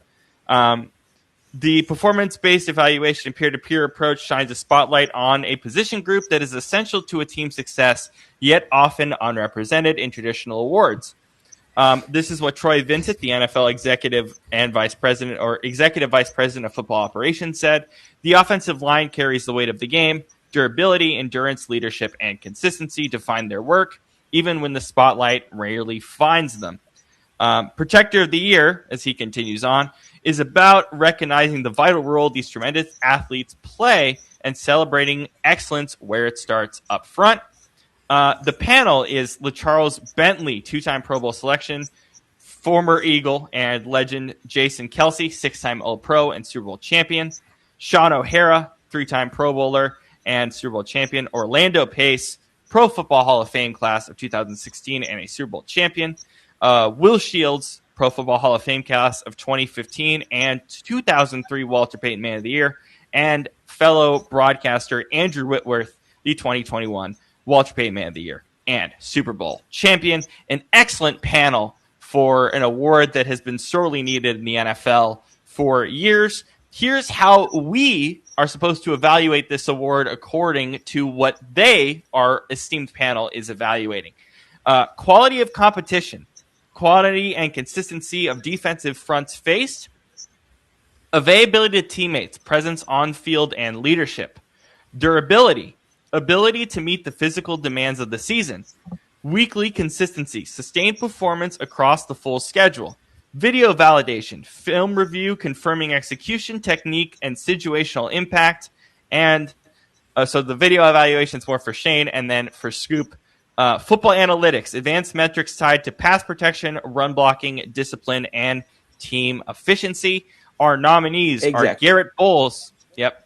Our nominees are Garrett Bowles of the Denver Broncos, Aaron Brewster of the Miami Dolphins, Creed Humphrey of the Kansas City Chiefs, Quinn, how do you say this guy's last name? Miners.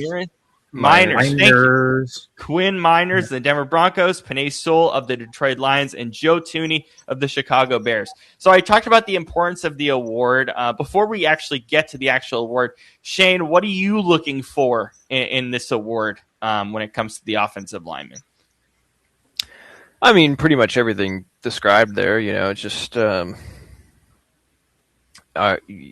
you mostly consistency, right? And are you not just hit guy in front of me, but instead, like, are you being, because a lot of linemen are like that, unfortunately. But are you being smart and being aware of what you're doing and the situation? So, yeah, but I'm going with Panay Sewell for this, because I mean, the guy only gave up 2 sacks all year for a quarterback that is a statue. That's really impressive. So, yeah, and not to mention he's just, he's also great in the run game. Like, there's a reason, Gibbs is so dangerous when he can get to the outside.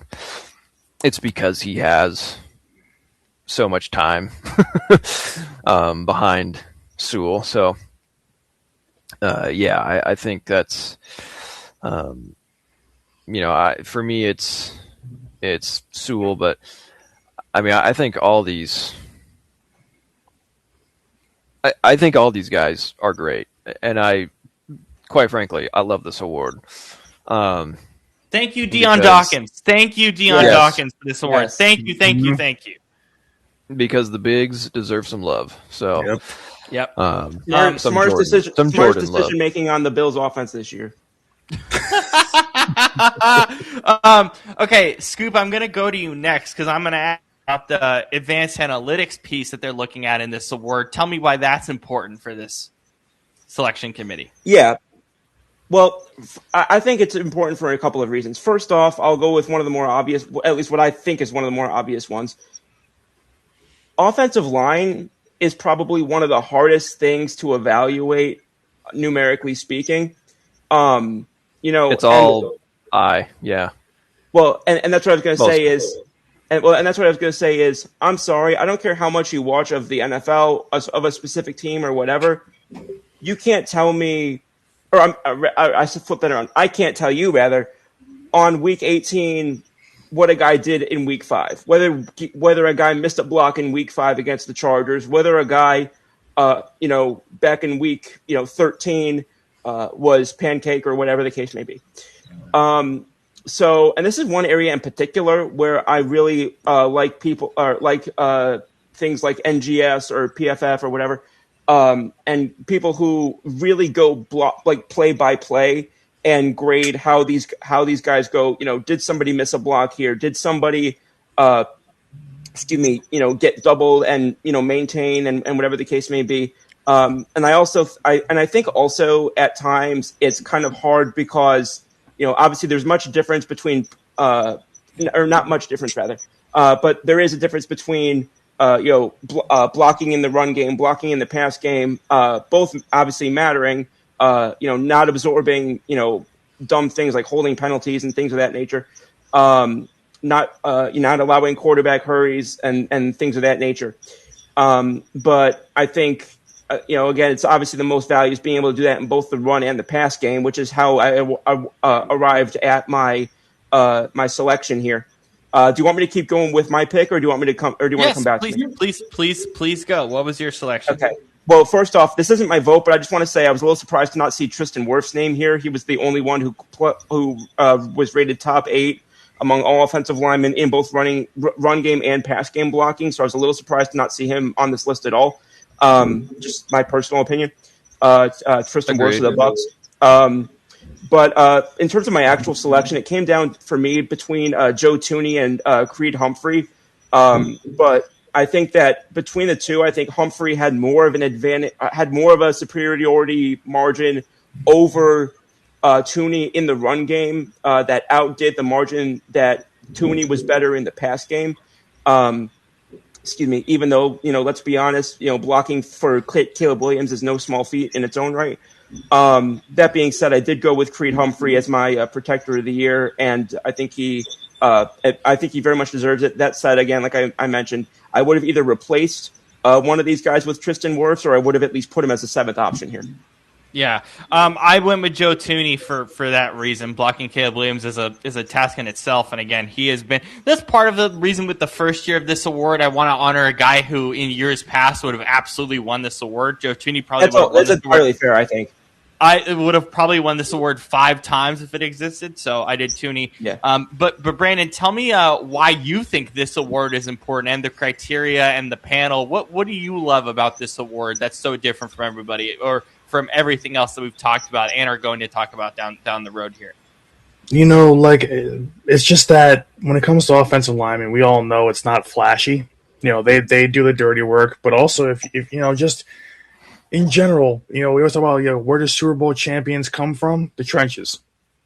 What defines your team's success, both offensively and defensively? The trenches. So both sides of the ball, really, offensive lineman and D lineman. But offensive, your quarterback is only – you have the best quarterback in the world. It doesn't matter. Like, look at how Joe Burrow dies in Cincinnati because there's no offensive lineman there. So you need to have a good offensive line, no matter if you have Tom Brady back there or if you've got Mark Sanchez back there. It's like, I look at offensive linemen, and this is somebody who's done an offensive line, tier list at our previous employer, not tier list, but rankings, and I did it pretty much every week. And when I looked at like different offensive linemen, I was looking at different offensive lines even last year.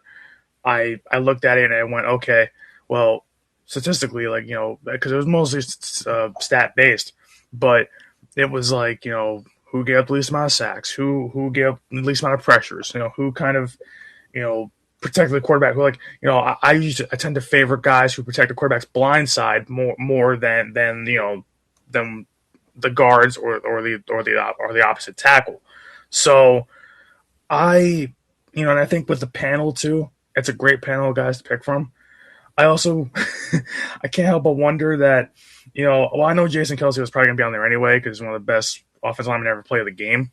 But I love that, it's part of a Players Association kind of thing, and Troy Vincent is the executive for that because Troy Vincent's a former Eagle, as in the Eagles Hall of Fame. Right, yeah, but he's the main PA, well, one of the main NFL executives. Yeah. That's why he was the one commenting on part of starting the award.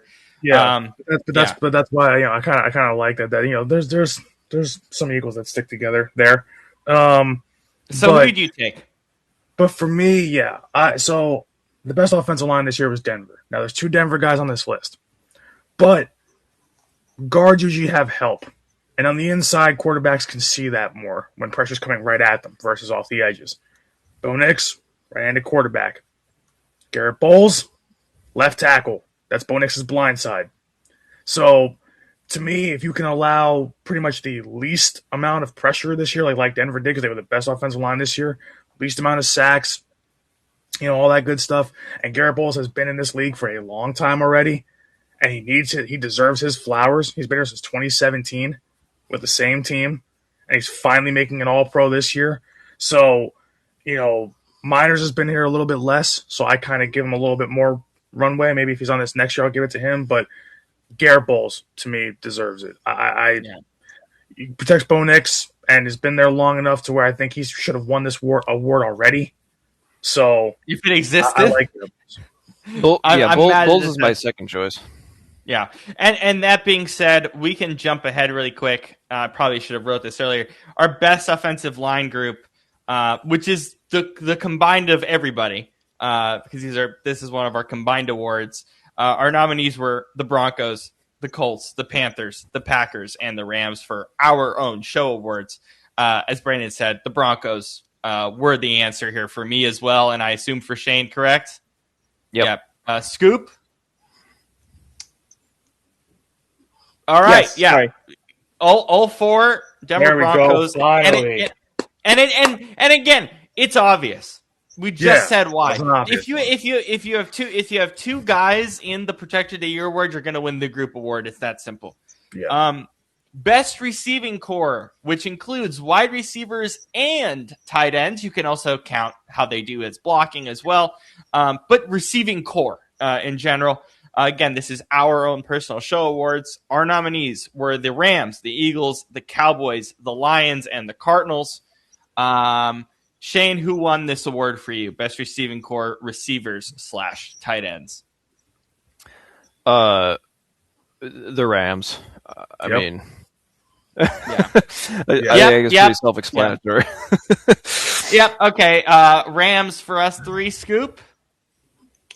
Yeah, it's tough because this is one of those positions where you try to isolate them as much as you can but it's almost impossible to isolate them from like the quarterback and other because it's such a position that can heavily either influence or be influenced by other positions.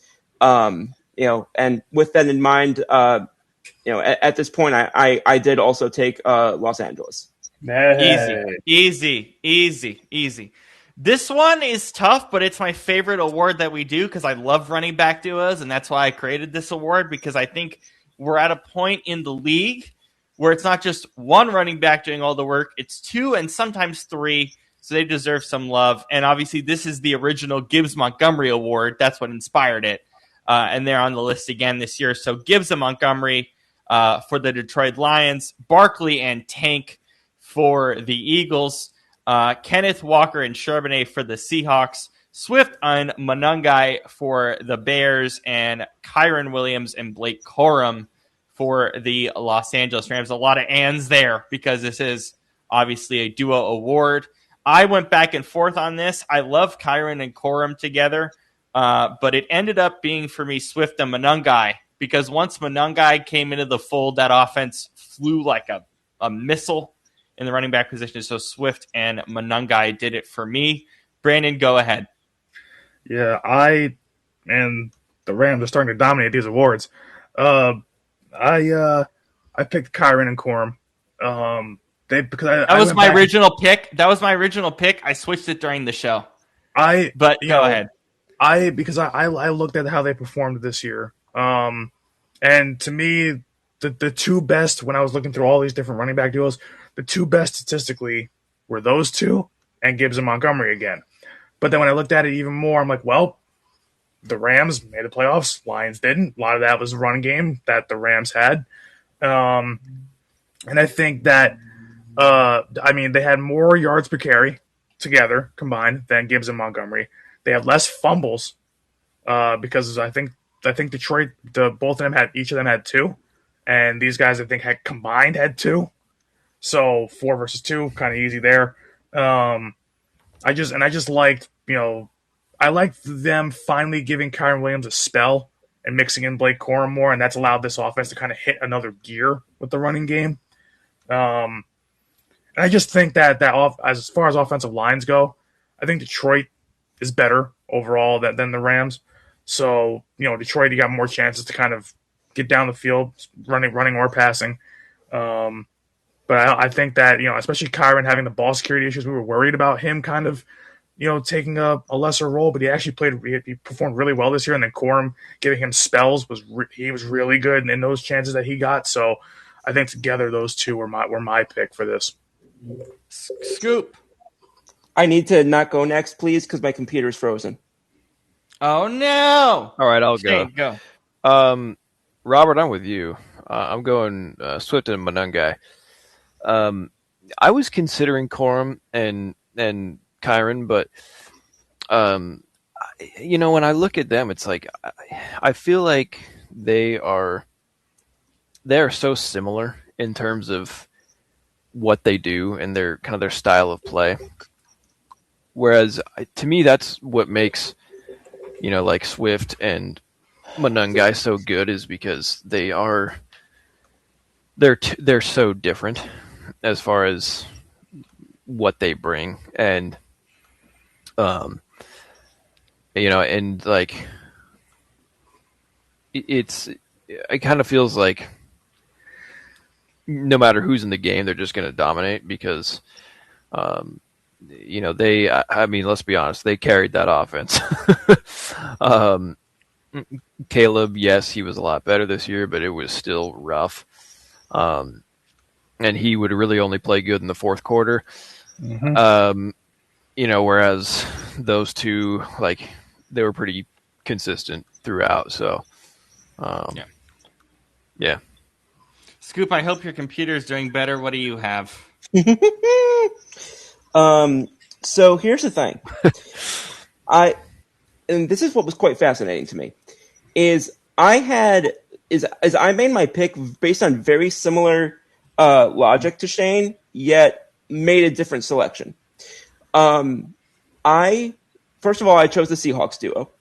Okay. But I chose the Seahawks duo specifically because I wasn't as interested in a selection where it was like, we know who the best running back is, but the next one's still pretty good. I wanted one who each one did something better than the other, or at least it was a balanced duo where each added something to the offense. What I did here is I went because even though Charbonnet rated very well in the running game, Walker rated much better in the receiving game. So I liked that balance. as opposed to, somebody who there's a clear choice that, one person's clearly both better in the running and receiving game, and the other one is just also pretty good at both. When I think of a running back duo, I want each to add like their own sort of element to the recipe. And that's how I ended up with making the Seattle pick. All right. I like it. I like that we all had different answers. This one I was clearly expecting a different answer because this one was very hard. A lot of very deserving nominees. Best front seven group, defensive line and linebackers. Our nominees are the Denver Broncos, Houston Texans, Seattle Seahawks, Los Angeles Chargers, and Cleveland Browns. Shane, would you like to start? I would love to, and I will go right back to the Denver Broncos. They had the most sacks in the league by a wide margin, and I believe they were the second best rushing defense. And those are like the two things that the front seven does. And it's just they're just stacked up there. So to me this was a no-brainer, but I think you can make a case for really any of these teams personally, but yeah. Brandon, who did you take? I went with the defense that pretty much since last year. I talked about them in fantasy reasons. I think I talked about them for fantasy reasons this year, but I also went with them because they were the number one overall defense at the end of the season, and that's Houston. And also, I took Houston for a bunch of reasons. Well, I love Daniil Hunter and Will Anderson and Azeez Al-Shaair. Those three guys in that front seven are fantastic. Two of them had over 12 sacks this year, so 2 game records on the line. Having a linebacker who could basically sack the quarterback also and pick the ball off like Al-Shaair did, had basically impacted every other play. I love those 3 guys on that front seven. And not just that, but Houston, while Denver was great, Denver had games where I was like, oh, like that, you got beat by kind of a worser team. Oh, not worser, Jesus. Worse team. Sorry. But also we talked about it all year. That Houston Texans defense was number 1 in the league. They dragged that garbage Texans offense to the playoffs. They dragged them. It's like a lion dragging a gazelle through the Serengeti. like literally, they dragged a corpse to the playoffs. So for that reason alone, I'm basically picking Houston. But Houston was great on all fronts. Like I said, number 1 defense overall. But Chargers were right there at the top. Seattle was right there at the top. All these defenses were right at the top. I mean, hell, you could even say Cleveland because Cleveland had a top 5 defense this year. But I think overall, given the fact that the Texans defense dragged a garbage offense to the playoffs, and the fact that those 3 guys just put in work from start to finish all year long, it's Houston for me. Yeah, I also went with Houston for the same reasons. I don't think their secondary dragged them to the playoffs. I think if you want to go more specific, I think it was their D-line and their linebackers. The front seven, yep. So, Scoop. Hi. Hi. So here's one thing that I noticed about the 5 selections the 5 nominees that were pulled is 3 of these guys. We did them. This was our poll. We did the nominees. I know, but when I said what we noticed, I meant sat back and I analyzed it on my own. Right. Go from there. Yeah. First and foremost, 3 of these teams had defensive head coaches, or at least very strong defensive-minded head coaches. And I looked at one in particular that not only had an offensive head coach, but their guy wasn't really getting many defensive or their defensive guy wasn't really getting many head coaching looks until the very end of the coaching saga cycle. Yeah. And this was all on top of the fact that their defense really carried them through most of the season and was really the only reason that anybody was remotely talking about them in any sort of respectful manner by week 13, I would say. And that defensive coordinator is still in a controversy right now because he was pissed off about being passed over for his team's head coaching position. And so, yeah, I'm going with Jim Schwartz's defense in Cleveland. And I think that it was just that he in particular, not only I think got undersold for what he accomplished this year, but I think that he has been multiple times over the last couple of years. I know this is entirely based on this season, but again, you knew what you had with Myles Garrett in particular, but Mason Graham, who people I think were quick to forget what negative press and negative media there was against drafting Myles Graham because they traded out of the pick that would have been Travis Hunter, presumably, and ultimately was Travis Hunter going to the Jags. So there was a lot of negative publicity and negative press on Mason Graham. So that also I thought was a factor in all this, where many of these guys on Cleveland's defense weren't expected to be what they were this season. And a lot of them were young, which means that there's room for them to, still go up from here. And I just really hope that their coaching staff doesn't once again screw up what could be a good point to grow from. And a lot of that did happen in the front seven. And we all said multiple times this year that even a below average quarterback, I don't think that every single one of these front seven groups, you can take them to a team with even a below average quarterback. I think that is the case in Cleveland. Yeah, I think that's totally fair there. Okay, let's move on here. We are going to the one that oh crap. Yay, we're doing this one because they won it last year and they're going to win it again. The nominees were the Cleveland Browns, the Houston Texans, the Buffalo Bills, the Denver Broncos, and the Philadelphia Eagles. Best secondary group, cornerbacks and safeties. It's the Philadelphia Eagles, and it's not even really close. I don't.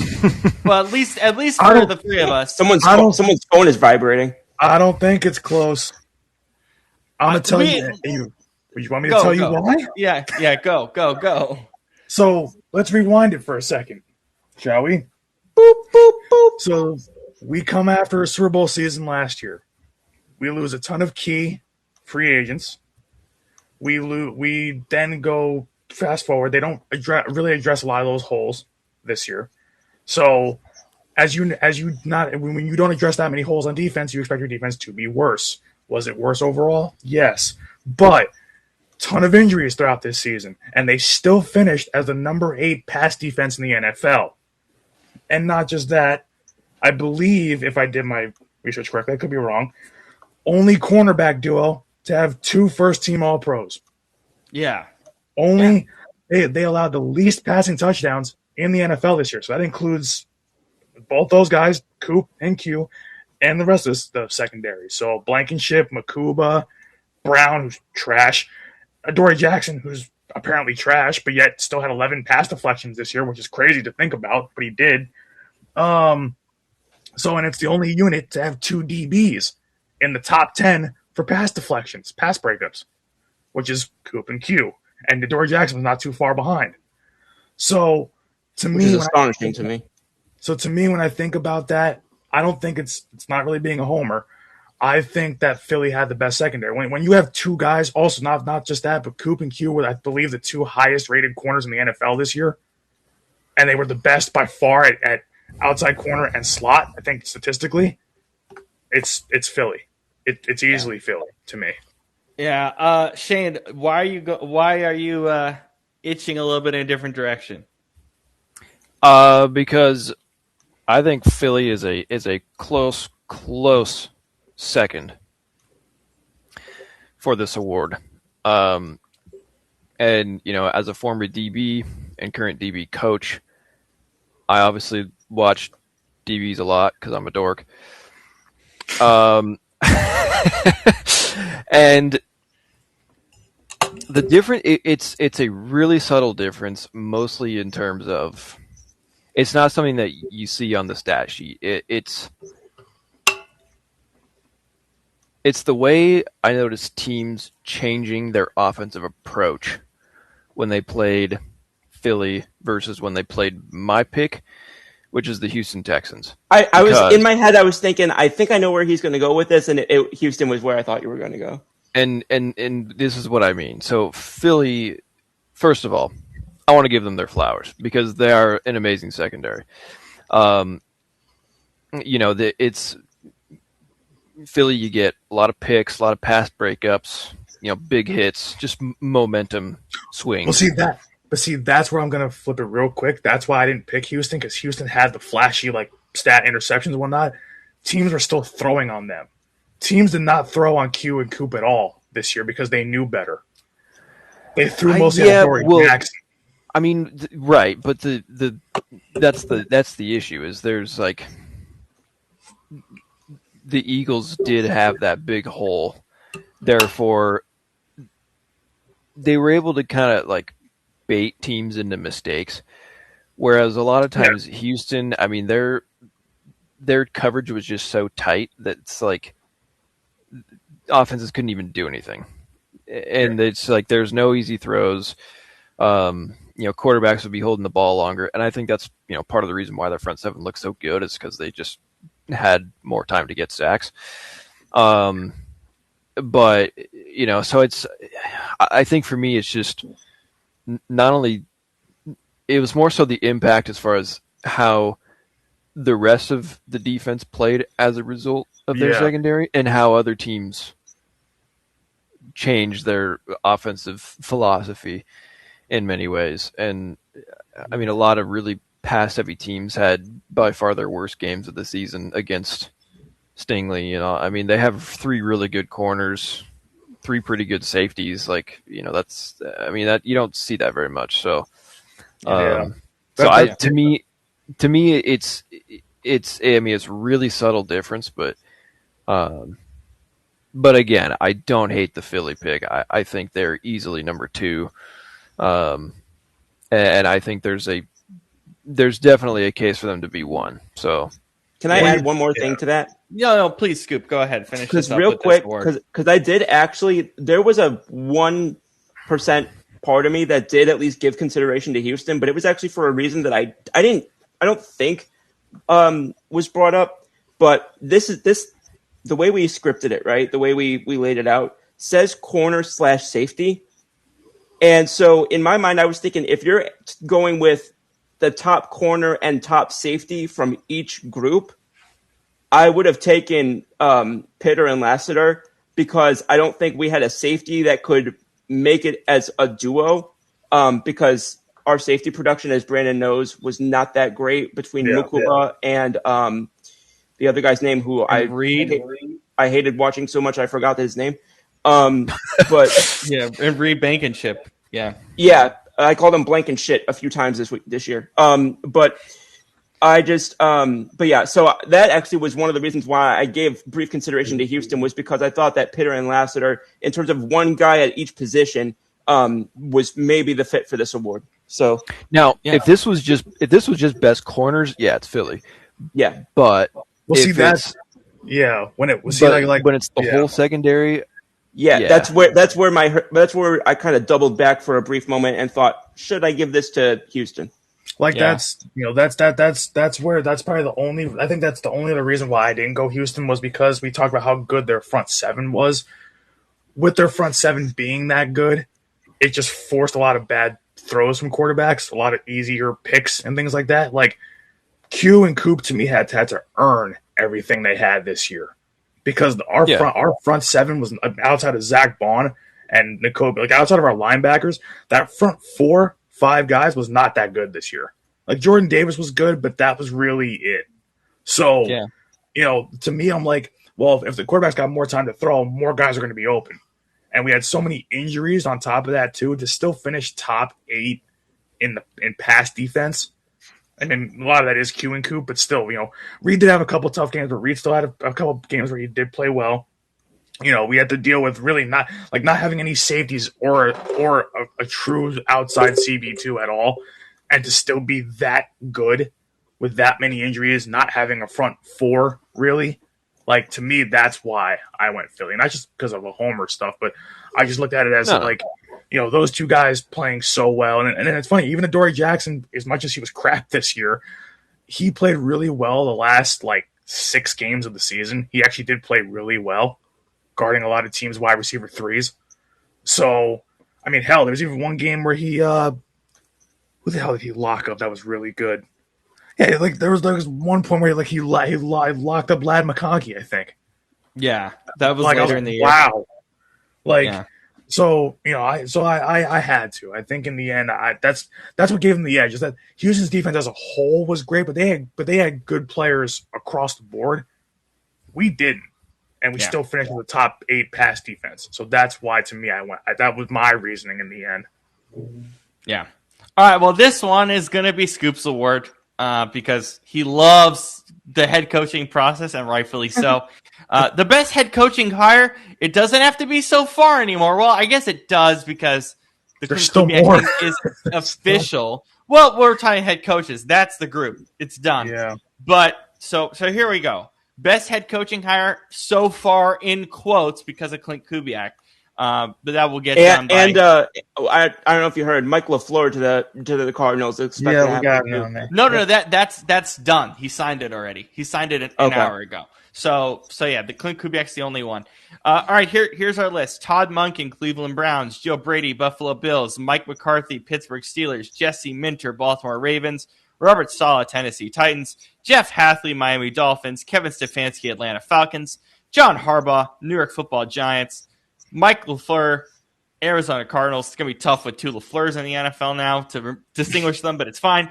And both Clint with both with our name of M, Mike, with Matt. them. And 2 Harbaughs with names that start with J. Jesus. And then Literally an obviously, eighth of the league. and then obviously, in air quotes, even though we know it's going to get done, Clint Kubiak of the Las Vegas Raiders. Scoop, as you spearheaded this process for us throughout the way, you get the first pick for best head coaching hire Sounds pre good. This was 2026 season. Oh, sorry. So it's pre the season, which is important because obviously this pick changes once we pick, our coaches later in the year.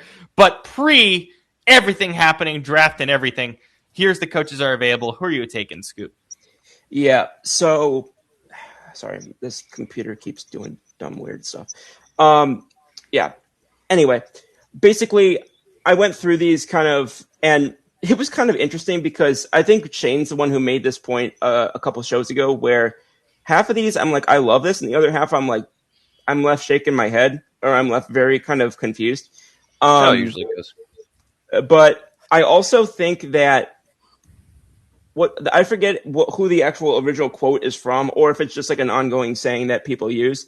But basically, and it was talked about in some of the business classes I took at SHU also, is just you can tell a lot by someone's value to an organization or to a structure or whatever by what happens after they leave. And it didn't take more than 10 minutes for this guy to walk out the door before they started looking like the dysfunctional mess that they were before he got there. With that in mind, I did pick Atlanta Falcons head coach Kevin Stefanski.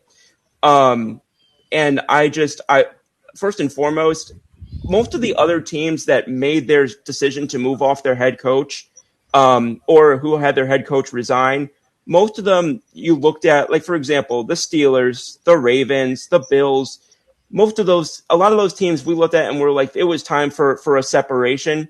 At no point did we think Stefanski, or did I think at least Stefanski and Cleveland was a separation that needed to happen, especially not for the coach's sake. No, we said that all year because he got scapegoated.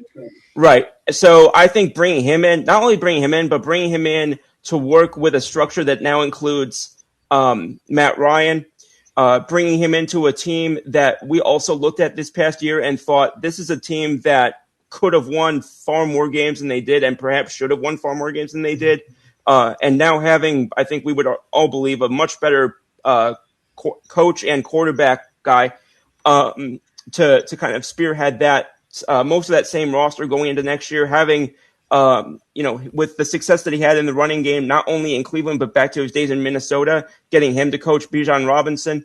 There's a lot I'm looking forward to here. Stefanski was my guy. All right.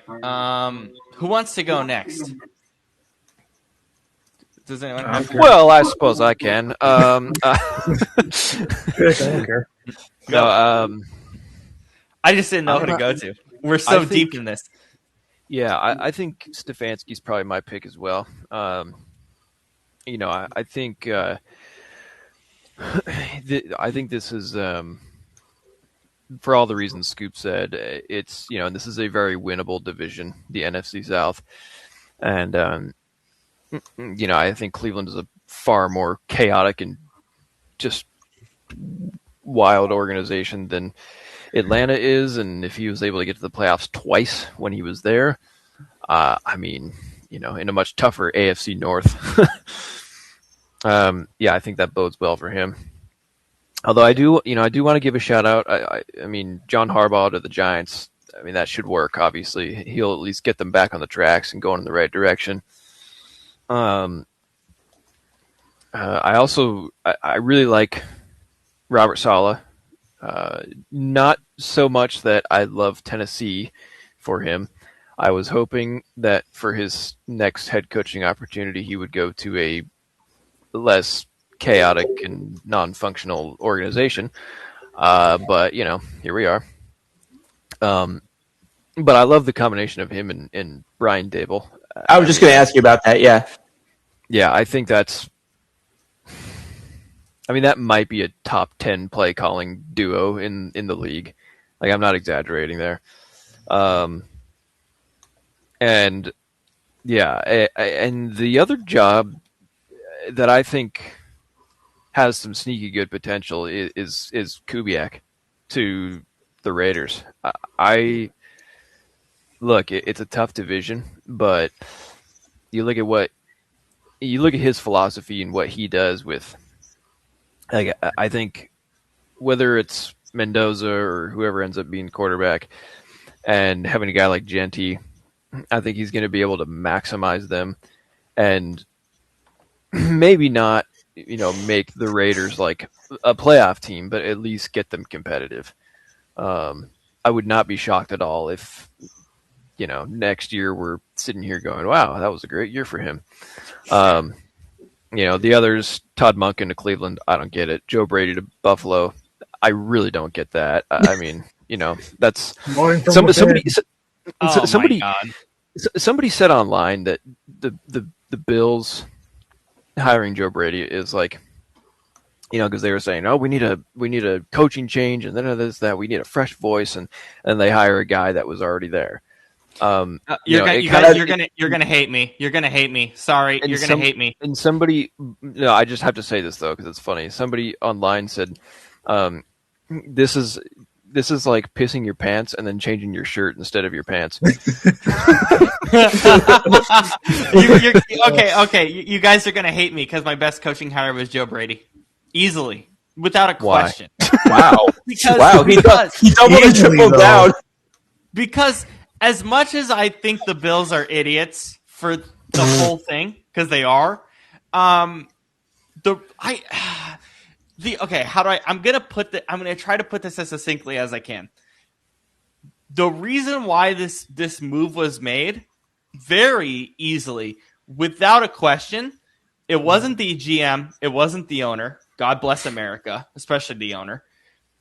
The reason why Joe Brady was hired was at the recommendation of Josh Allen only. And that's why I don't like it. That's why I love it. That's funny because that's why I love it, because I think this offense with Joe Brady, and again, a lot of the concerns that we have about Buffalo and how they use their offense does come from Joe Brady. So I do get the hesitation, but I much rather have Allen be in a position where he knows the playbook, he knows what I would be scared if I hired someone when I have a guy that's that solid of an offensive mind, not incredible, but that solid of an offensive mind in the building. I'd rather not let him go somewhere else and me having to go get somebody from a different organization with a different scheme and a different system. And again, they need a system that better utilizes their running game. And no, we don't mean Josh Allen. I get that. But at the same time, I don't want a mind who I think is that good to leave the building. It's the only situation where I was really comfortable with the decision, even though I still thought Dable should have got the job. And I still believe that. But to me, it was clearly Joe Brady, and it wasn't really that close. Because as much as I have back and forth with it, as Shane rightfully said, as to why he doesn't get it, to me, if I was Buffalo, if I didn't get Dable and I didn't feel comfortable with how he interviewed, it was Brady or bust, honestly. Brandon, what say you? Best head coaching hire? Now, I think, and just to follow off what you said, I think the Bills also, just at that point, were just backed into a corner where it's like, what else is there really out there for them Yeah. at that point? So it was like, we talk about never hire from within, like never promote from within, and I get that, and I'm not a fan of that either. But I think the Bills were really out of good choices, like really good options that at least in their mind and for what they need and for what they want to do. And I think, but I'm also just hesitant with that because if I like my quarterback having input on the offense, I wanted Jalen to do that this year, but I don't want it to be so much to where it's like, oh, they did it because of Josh Allen. Like, I don't want that to be the main, because the thing is too, you gotta look at it this way. With Joe Brady, that offense isn't going to change. It's going to be the same exact offense. And that offense. That is what I hope. I hope that they reconvene and realize that this didn't work because they have to. Yeah, but Howard. But the thing is, are they going to? Because Joe Brady's been running the same garbage for the last 3 years. So it's like, are they really going to change? I don't think so. That's my problem with it. Is like I want to believe they could, and I want to believe that maybe as a head coach he might delegate a little bit. But Joe Brady's offense is Joe Brady's offense.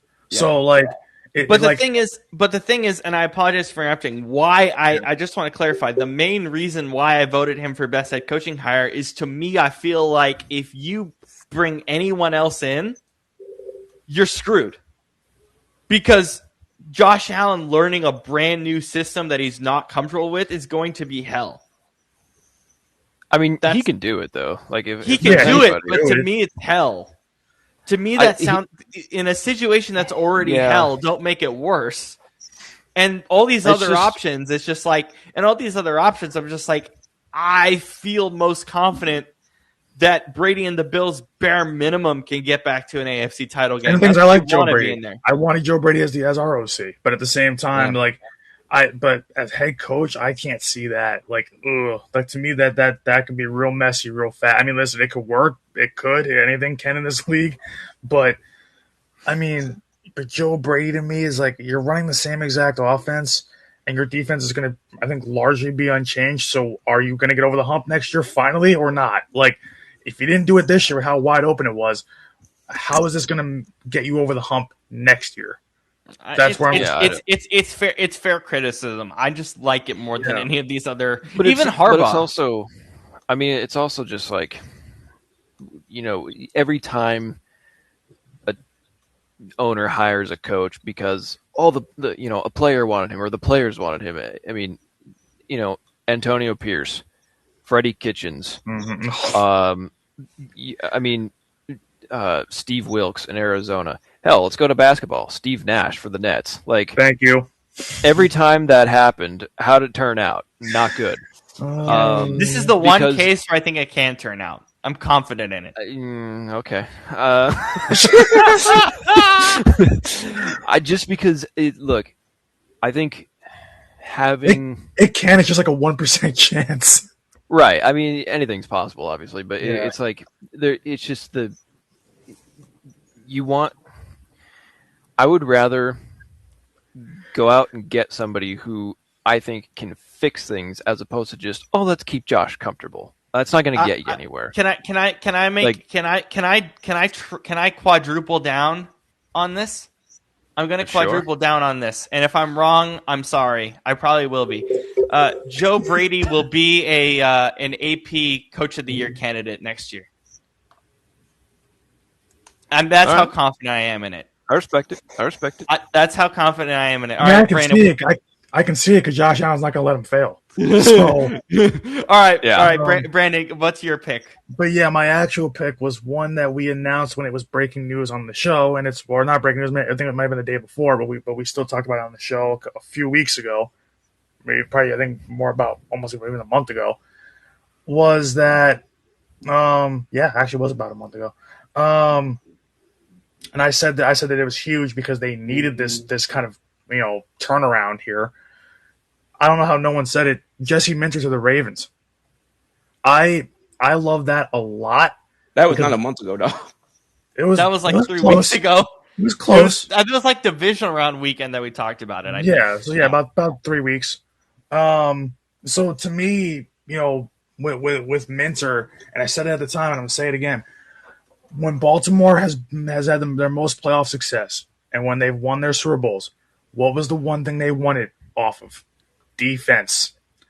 Now, what did the Ravens not have the last really 2 years? Defense. And the Ravens' pass defense this year was 30th in the league. Their overall defense was 24th by season's end. Minter, in 2 years in LA with the Chargers, coached a top 10 defense both years, and this year they were 5th. So they are a top 5 defense. They were top 10 in both pass and rushing.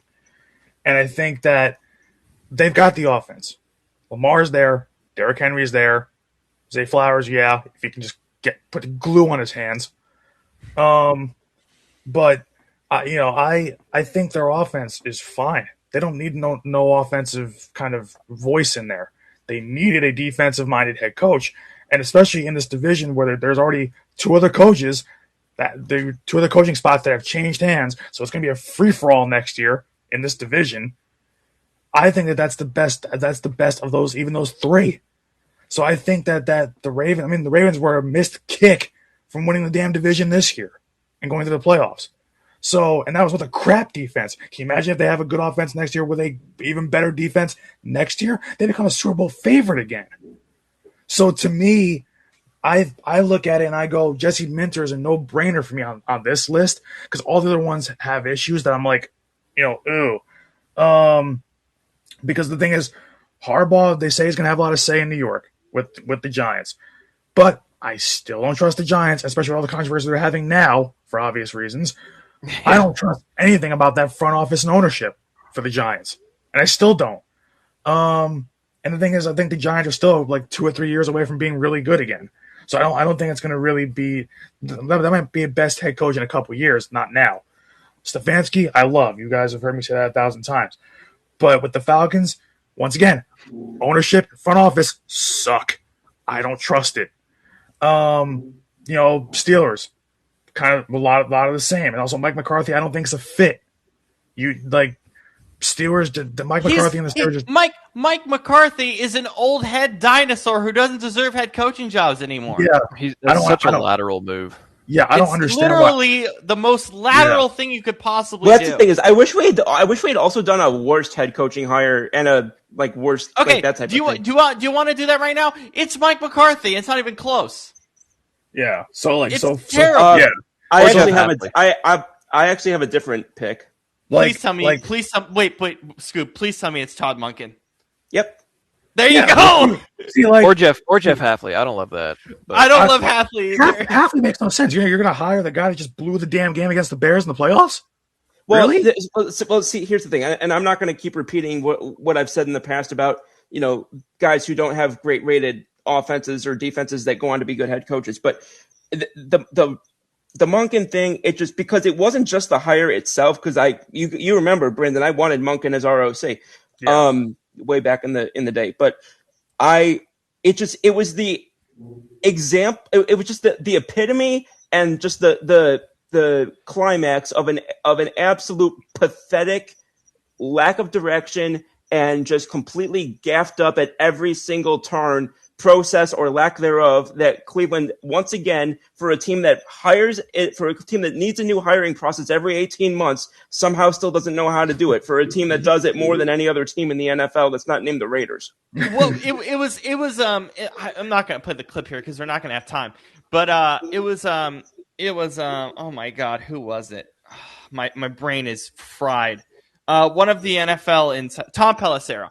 Tom Pelissero was on Rich Eisen last week, and he said, they have a very analytical process. You have to do 3 hours of homework, and you have to do all these equations. And it's just I like the process the way I heard it. I just don't like the people who are overseeing the process. Well, great process doesn't mean squat if the people who are overseeing the process are complete Neanderthals.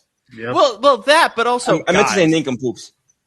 Still, but also, guys, these coaches are trying to figure out how to get out of their new jobs move towns, move cities, boxes, families. Hey, let me sit down and do a 3-hour homework assignment. Are you kidding me? I mean, I'll say What this are is we the doing? process. The process that was partly put in by Paul De Podesta. That's the same process that yielded Kevin Stefanski, which was their best coaching hire in probably 25 years. So I'm not. Yeah, 100% well, guess what? sure They on let that. him go. Well, I know. I'm saying that's my They're point. That's my point because that's my point. And also, Paul De Podesta left to GM the Colorado Rockies. Yeah, have fun with that. Do you now see why by process elimination I took Jesse Minter for the Ravens? Because it kind of makes a lot of sense. Oh yeah, Yeah. Like, you know, no, I get it. the flashy names on here are the flashy names. Like, obviously Harbaugh, Stefanski, Saleh, hell, even old ass Mike McCarthy. but to me, it's like just Minter makes the most sense for what the Ravens need. And I think, and we said, yeah, if Cleveland had a half decent offense, they'd be fine. Tom Monken can bring that. But I think that I will take the Ravens roster over the Browns. I think I trust the Ravens front office to give Minter a better starting point than I do with the Browns. So Also, unpopular opinion, but I loved Bashotti's interview. yeah. I don't think that's that unpopular. I think we all liked it. Yeah. Oh, I thought you guys said you hated it. I No. hate it, but I also Pagula. like it. Pagula, Oh, I okay. hate it. Pagula's- Well, no. Pagula- I hated Steve Bashotti's interview, but I loved it as a media guy because I'm like, this is perfect content. This is great. Oh no, it was great. I loved it. Okay. The thing is, he just said what we all been saying for the last 5 years. Harbaugh Yeah, needs to go at some point. He just said it. Well, that's the thing is, I loved how straight up he was about. Yeah, he would have been here for a week. Like, I wish that more people gave that straightforward answer. Is what I was. But getting also, at. what I didn't like is like the reporting didn't really match up with what he was saying. So it definitely was weird. Like it definitely wasn't comfortable. One more thing on the coaching. Mike LaFleur, Arizona Cardinals, is the only one we didn't touch, and I kind of hate it. I think it's wasteful. I honestly think it's just wasteful. I don't. Like hate nobody it just wanted because Go ahead. Sorry. nobody wanted the Cardinals' job. That was what I was about to. That's what I was about to say. Is well, not only do the Cardinals suck, their ownership isn't well liked. Their general manager is at best. I think the jury's still out on him. They had to replace a complete fraud, and it's just if he comes back as our defensive coordinator, I'm gonna shit bricks. Unspeakable things that I will do. That would be hilarious. But anyway, but no, it's just everything because a lot of places do like those rankings of like how we did it. I think those like of how much or how well how attractive the jobs would be. This is the first year I can think of. I'm sad we didn't have time to do it again because we just don't have the clock for it. Well, there was also 10 jobs we didn't expect.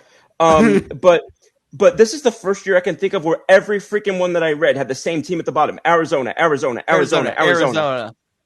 that was in a year that Cleveland had a job opening and Tennessee had a job opening.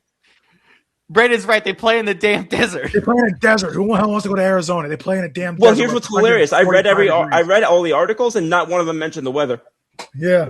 True. Okay, we're a bit over time, but this is great. I didn't pick nominees for these, and I'm pissed. Best kicker / punter. For me, Cam Little, Jacksonville Jaguars. I'm even counting the preseason 70-yarder that this guy pulled. So Shane agrees with me there. Brandon? Yeah, I wish I could agree, and I went back and forth on it, but I went with the more accurate kicker, and I went with Dicker, the kicker. So I think Dicker was better overall. No Jake Elliott for you? My God. Jake Elliott's in the worst kicker / punter. Jake Elliott needs to fall off of Jake Elliott needs to be studied in a lab or somewhere. in a history class, in a science class, sports science class, sports medicine. Someone study that damn fall off. How do you go from kicking 50, 60 like it's nothing, like it's 20 yards, to being the worst damn kicker in the NFL from 50 plus? Sorry, guys. I had to get Brandon's goat for a second. Go on. Thank you. That was good. Well, there you go. That's your worst one. If you want to do a worst one, Scoop, he's my pot cookies kicker. He's your pot. We're not even on the pot cookies game of the year. I don't care. All right, Scoop, best kicker / punter. Yeah. I mean, I've jumped around a very little bit, but yeah, I'm gonna lock in Cam Little as well. I don't see a strong argument for anybody else the way that there is for Cam Little. So I'll keep him. Yeah. Best special teamer, my favorite NFL player right now. I'm not joking. He's my favorite player. Chamari DK, Tennessee Titans wide receiver. Yeah. I knew that was coming. The speed, the agility. He didn't get as much love as he needed. He was. I'm going to make a hot take, guys, and I think it's accurate. He was the best player on the Tennessee Titans this year. That's how bad the Titans were. I don't think that's. Oh my god! I don't think that's a player. majorly hot take. I think he was their best player by far. Who the hell else are you going to take on the Titans? Cam Ward, maybe. Who was inconsistent as hell. Yeah, other than that, that's it. Yeah, so yeah, it's not that hot of a take. I think it's right. Jabari DK. Did anyone else take DK? I did. You did. Okay. Shane? Well, I didn't know we were doing this award, so I said there was only going to be one Seahawk. But my man Shaheed, I mean... Swerve! Yeah! True. Swerve again. True. Swerve. No. It's true. It's true. He was great in the regular season, too. It's true. Yeah. No, dude is electric as a returner. Yeah, gotta give him some. See, I was just thinking about like throughout the year, like he really took off when he got to Seattle, when he got moved. So yeah. That's why I'm like, I'm thinking about the whole year. That's why I gave it to DK. Yeah. Okay. Scoop. Yeah, this was one of the two hardest ones for me, just because, again, not the easiest thing in the world to really keep determine how to measure special teams. So I did a little bit of if you want to call it research on this, in terms of guys who had to actually were in the most snaps that were as special teams and one thing or another. The one that I ended up going with, and I don't even know if this is even remotely going to be a hot take or not, but I went with Devin Key from Denver. Yeah, he was really good. Okay, yeah. He was really good. Yeah. He was really good. He was wasn't he a gunner most of the year too? Did he do some gunner work? Wasn't he also not a returner, but he did some gunner as well this year, I think. I could be wrong. I think you're right. Yeah, I think he did some gunner this year. That's a really good choice. That's a big pull. I like that. Okay. Game of the year. I'm sure we missed some selection, so please shout at us in any comment section possible. NFC title game. Niners at Bears week 17. Ravens versus Bills week 1. Giants Cowboys week 2. Bears Bengals week 9. This is obviously Brandon's award. So Brandon, you get the pick first slot for game of the year. Well, for how drunk this season was, it's only fair that it kicked off with a bang. So I went Ravens Bills week 1. When the Ravens piss away a game in that fashion, I mean, the Bills hung around. It wasn't like they were getting absolutely destroyed in that game. They were down, I think, at most by 15 points, which is still 2 scores. It seems like a lot, but it's 2 scores. It's not a lot in football. So, and then for them to basically score, what is it? I think they scored 16 points in the final 3-4 minutes. So to me, that game was great. I mean, you had the Derrick Henry fumble, which changed the game late. Both teams put over 40 points, but there was still defense played. That's why I didn't pick Bears-Bengals, because there was not a lick of defense played that entire game. Same thing with Niners-Bears week 17. Both those games, there was no defense whatsoever. It was just a basketball game up and down the field. So Ravens-Bengals still had defense. It was still high scoring. It was only decided by 1 point. So I had some thrills, and like I said, I set the tone for possibly the drunkest season that we've covered so far. So, and we thought last season was drunk. Yeah, this year was easily, God, man. We still didn't know who 95% of these teams were by week 12. We had no idea who the hell these teams were. So yeah, Ravens Bills week 1, that just set the tone for a wild season. So. Yeah. And again, with this award, we're obviously taking playoff games. This can be switched. If the Super Bowl sucks, we could switch the award. If it's great, we yeah. could switch the award. Scoop, what's your game of the year? Wait, so you said playoff games were or were not eligible for this? They were eligible for this, yeah. Okay, that's what I thought. I went with the NFC Championship game. Me too. I think I think B3. I think that, well, first and foremost, it was the only game where nobody scored at least 40 points. So if you actually give a shit about defense, then I think that this was probably the only one that you could pick from this list. But also at the same time, Ravens Bills had defense, even though it was 40 points. They played defense in that game. They played some did. yeah. I'll put it this way. It was really interesting because this game was the only one where I could think of that was played well defensively, but also neither quarterback really looked bad. Like both quarterbacks looked good, but the defenses still played well. Yep. And that's what I think really clearly made it for me the sort of, the fit for game of the year. I mean, it was hard to pick between a couple of these, but I'm sorry. A game gets much less interesting to me when I see both teams scoring a ton. And that's just a personal opinion. Yeah. But just games get much less interesting to me when I see either team, but especially both teams, start to just put up 40s and more. So the fact that both teams were able to have their quarterbacks play well and their defenses play well, and of course you can't overlook the fact that the stakes were so high in the game.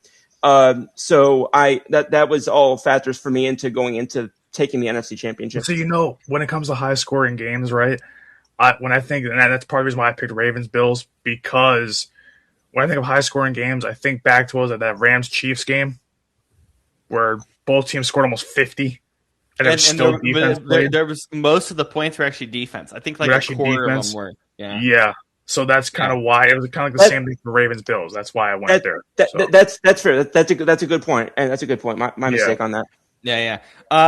Shane, I mean, it's not just bias. This Rams Seahawks series was great. I mean, that's best rivalry this year. If we did a best rivalry award, we don't even have to think about it. But all three of the games were good. But this was the highlight right here, the NFC title game. For sure, and I mean, the first two games they were separated by 1 point and 1 yard. Like that's ridiculous. Yeah, I completely forgot that part.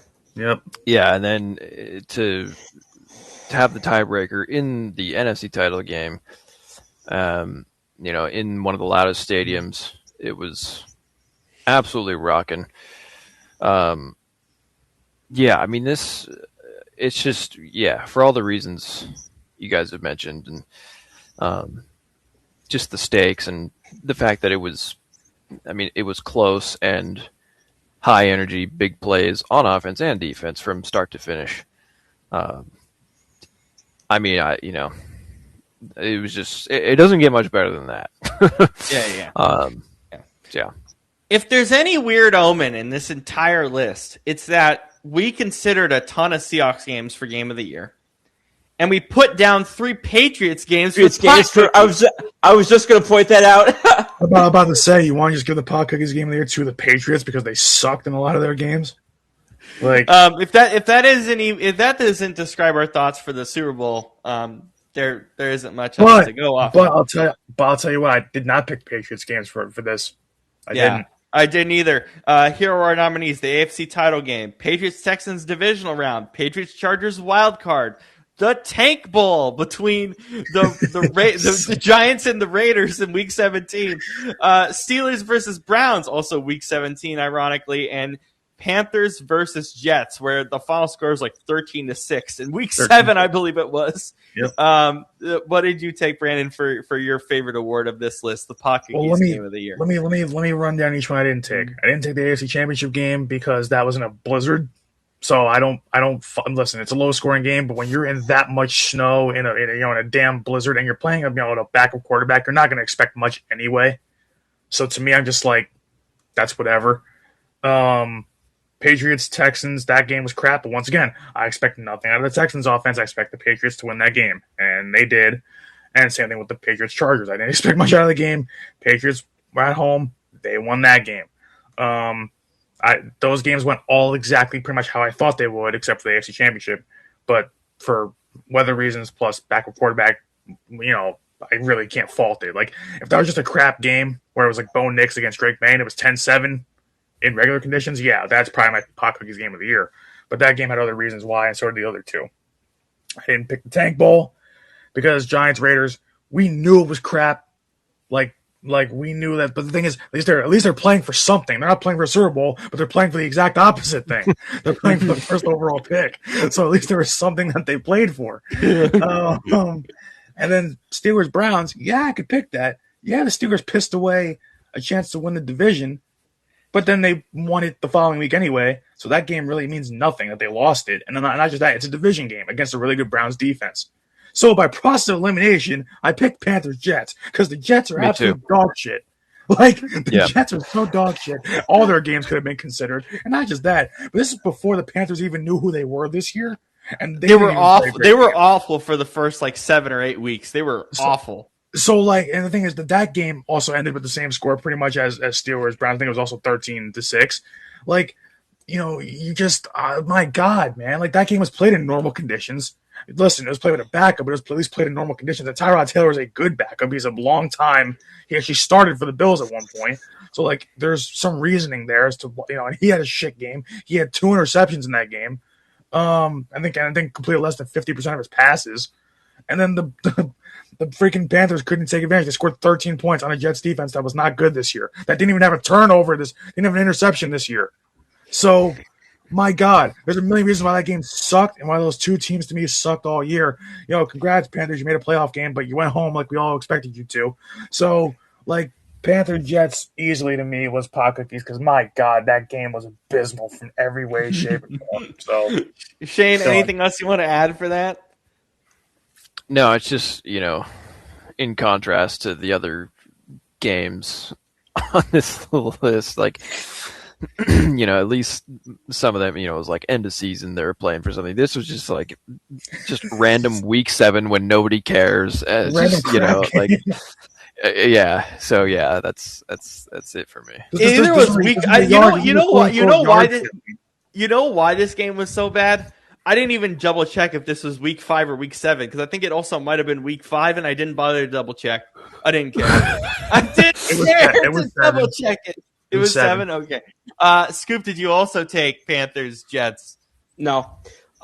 It was interesting because as Brandon was eliminating every single game, he actually said one of the reasons I voted for this game, and then he kind of just went in a completely different direction than I did. So the one that I chose was Steelers Browns week 17.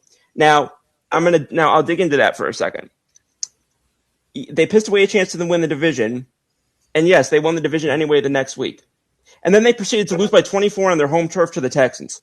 True. This is true. Would have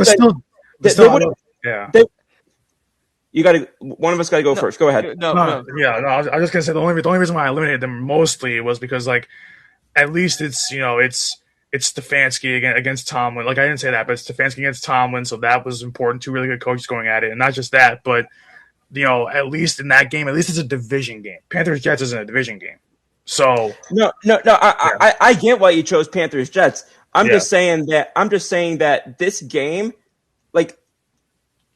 the only reason that I didn't take any of the playoff games is because I could have, if I took one, I would have had to have taken them all. And honestly, I still think nothing was more of a Pot Cookies experience this year than watching every Philadelphia second half. But it is very true. But just in terms of the fact that it was like you were talking about, it was a division game, but if you're going to look at it from, and this is what I did, if you're going to look at it from an experience of not only what it was, but what it was set up for, if you're going to play with that type of mentality of, whether or not you play with that mentality of this is our chance to win the division, the fact that you didn't played for that and secured it the next week, and then laid the egg that reminds me of that big, famous egg sculpture with a tiny face on it. It's just the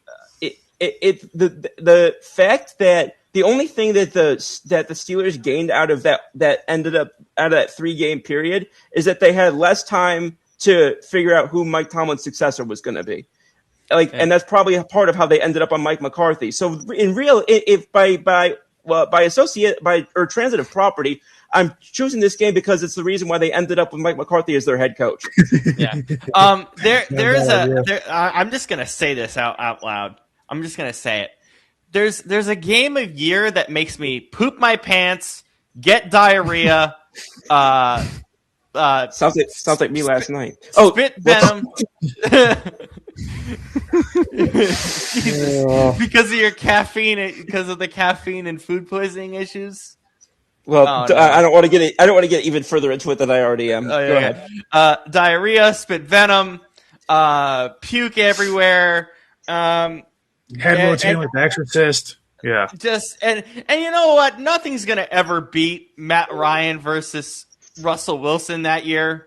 That's the single worst game in the history of football. It's so bad. The Tank Bowl, I was actually going to puke because I was really tired. I felt nauseating. The Tank Bowl pissed me off so much because I was so excited for that game, like unruly excited for it. You're the only one excited for the two worst teams in the league to battle for the number one pick. Because I was like, you're excited for two guys to play for who's going to replace them at quarterback. Yeah, Dart was never going to get replaced. Maybe. I'm probably not. Anyway, but the thing is, I was like, oh my god, this is amazing. I get to put Bills Eagles on the TV. I can actually also watch the Raiders game on my laptop. I get to watch this game in full. I'm not jumping around on Red Zone. Obviously, I'm more focused on the Bills-Eagles game for obvious reasons. You can argue that Bills-Eagles that night was worse because you heard me freaking out over it. Like, that was so bad. And Scoop was at that game too and freezing his head off. But at the same time, I wish it was just my head. but the thing is, the Tank Bowl was so obvious, and this is what kind of frustrated me is I wish that like the game was more heavily watched because I think we were the only show in America that talked about it that night because it was clearly the Raiders were tanking it. It was asininely clear. You give me play by play as I'm watching the Eagles Bills game. And as you're giving me play-by-play, I'm literally saying to you, Rob, the Raiders are actively tanking. They are. I can just hear it in like what you're describing to me, and I'm like, they're actively tanking. That's what they're doing. They're active, and like the Giants are actually trying. God bless them. It hurts them every year, but they always try in December for some stupid reason. I don't know why. Yeah, really. What? I don't get it.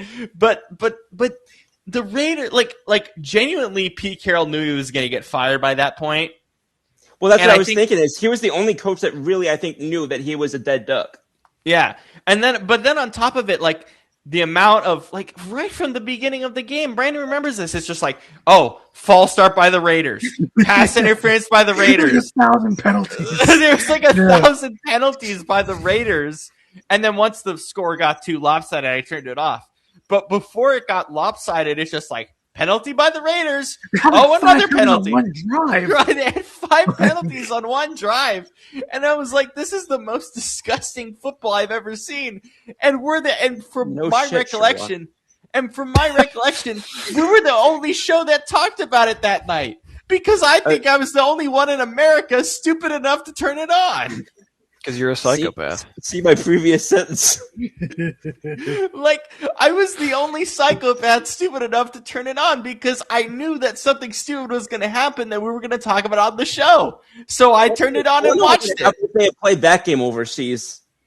I wish they did. You would have been the only one. The viewership for that game at 3 a.m. would have been 1, and it would have been one, and it was me.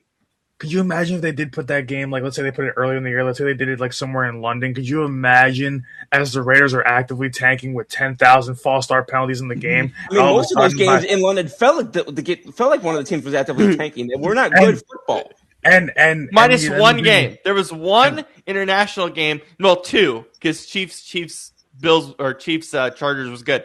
There were 2 international games that were good in the span of 6. And are you guys ready for how many we're going to have next year? We're going to have Minimum 10, max 12. Oh my god! I'm positive. Enough of this garbage. And guess what? I'm trying to figure out how we're going to play in the Australia game. I think we're going to have an extra show. There's no way we're gonna watch that game. That game's gonna be like I don't know, like 4:00 in the morning our time. No. That game's going to just go downhill in the other direction. Guys, you know what I've heard about that game? You're going to love this. That game is going to be prime time, 8 o'clock Eastern, 5 p.m. Pacific. What time is it over there? I have no idea. I'll check that right now. What is 8 o'clock Pacific in Perth? I thought you said 8 p.m.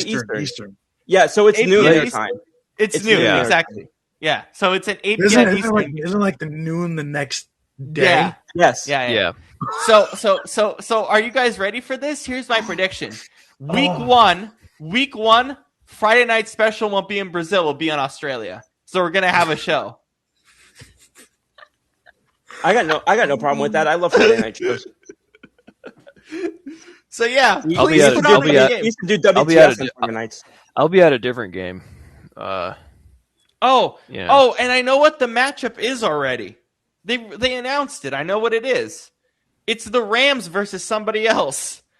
Please, I forgot who the other person. Please be Seattle. Good. Please be someone good. But with our luck, it's gonna be somebody like the freaking Bengals. Melbourne NFL game. It's gonna be like what is it? It's gonna be like freaking like Rams, Dolphins. They only announced that it's the Rams, and they said it will be held. It's expected to be part of the NFL opening week, potentially held on a Thursday. So it's going to be on the Friday.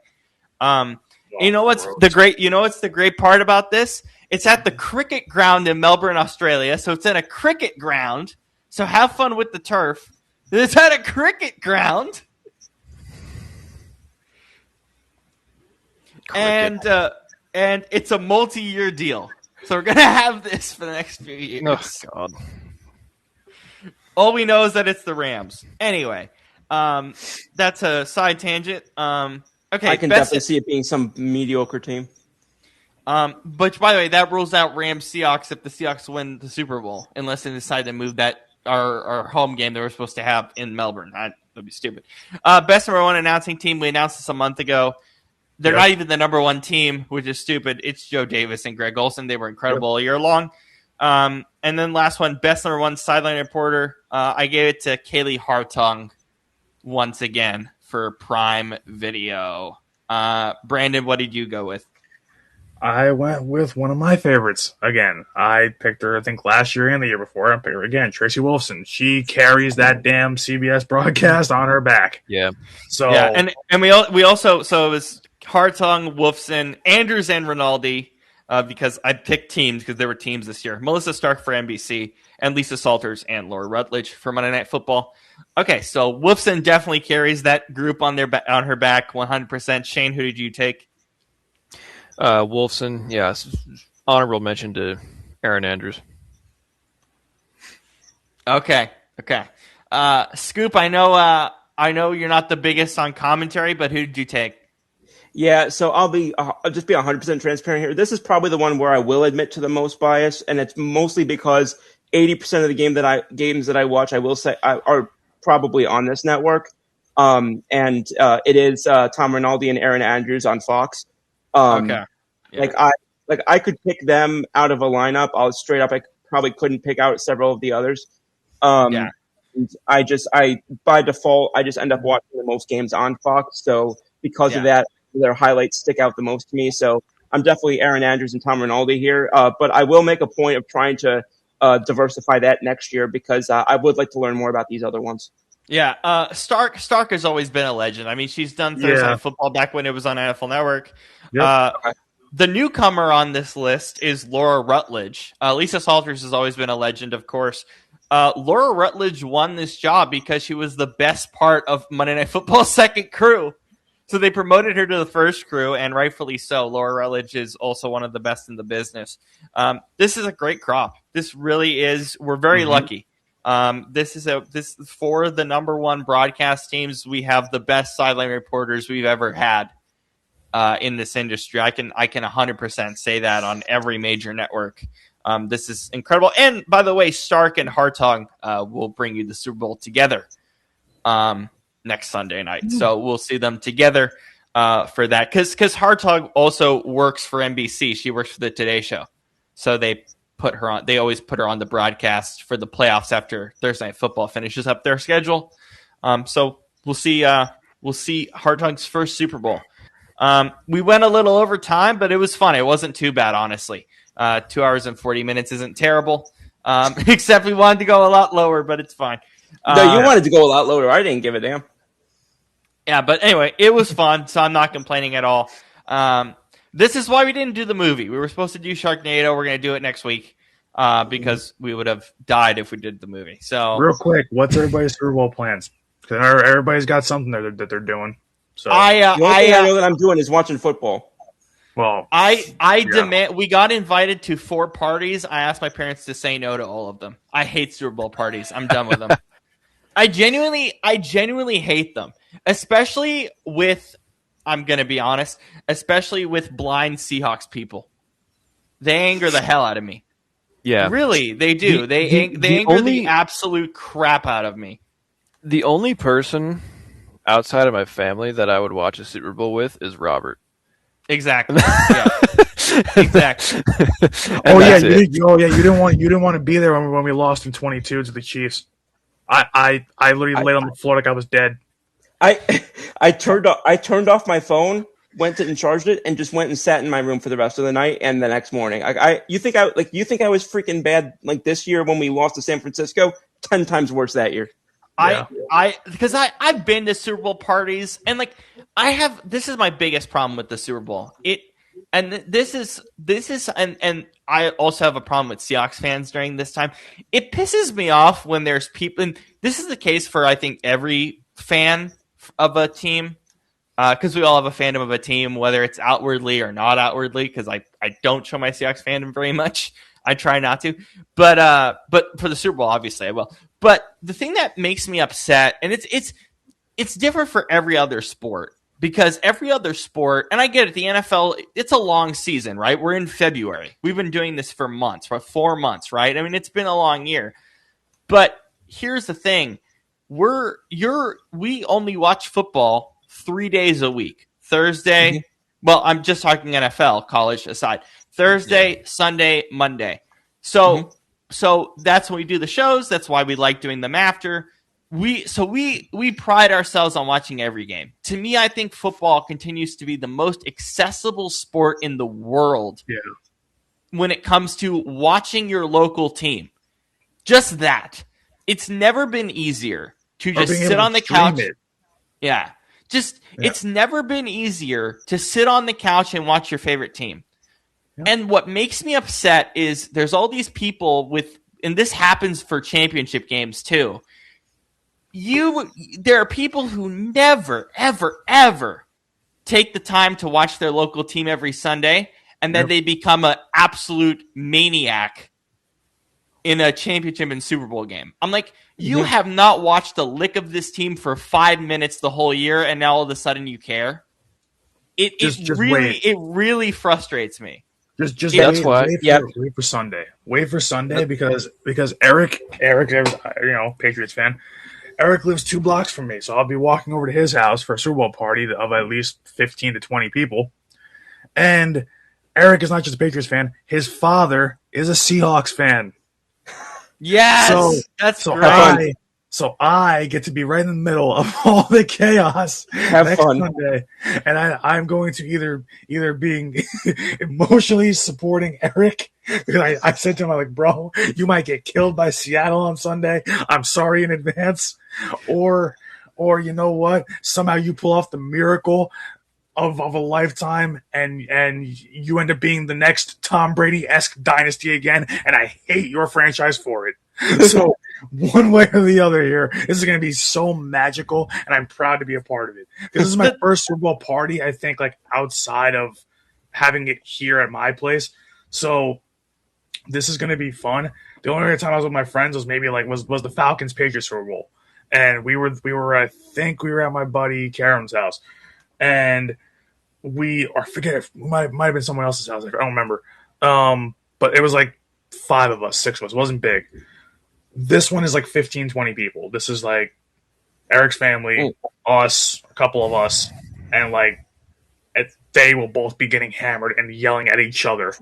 And I want to witness the boxing match between him and his father. Oh shit! So just to finish up my point, this is something that I just all I ask, right? Like my dad watches a good amount of football at his desk, and sometimes he has to go shopping, so he goes shopping. Dude hasn't missed a Seahawks game all year. Dude has watched every single one minus week 1 when he was in Tahiti, and I think even then he recorded it and watched it. So random.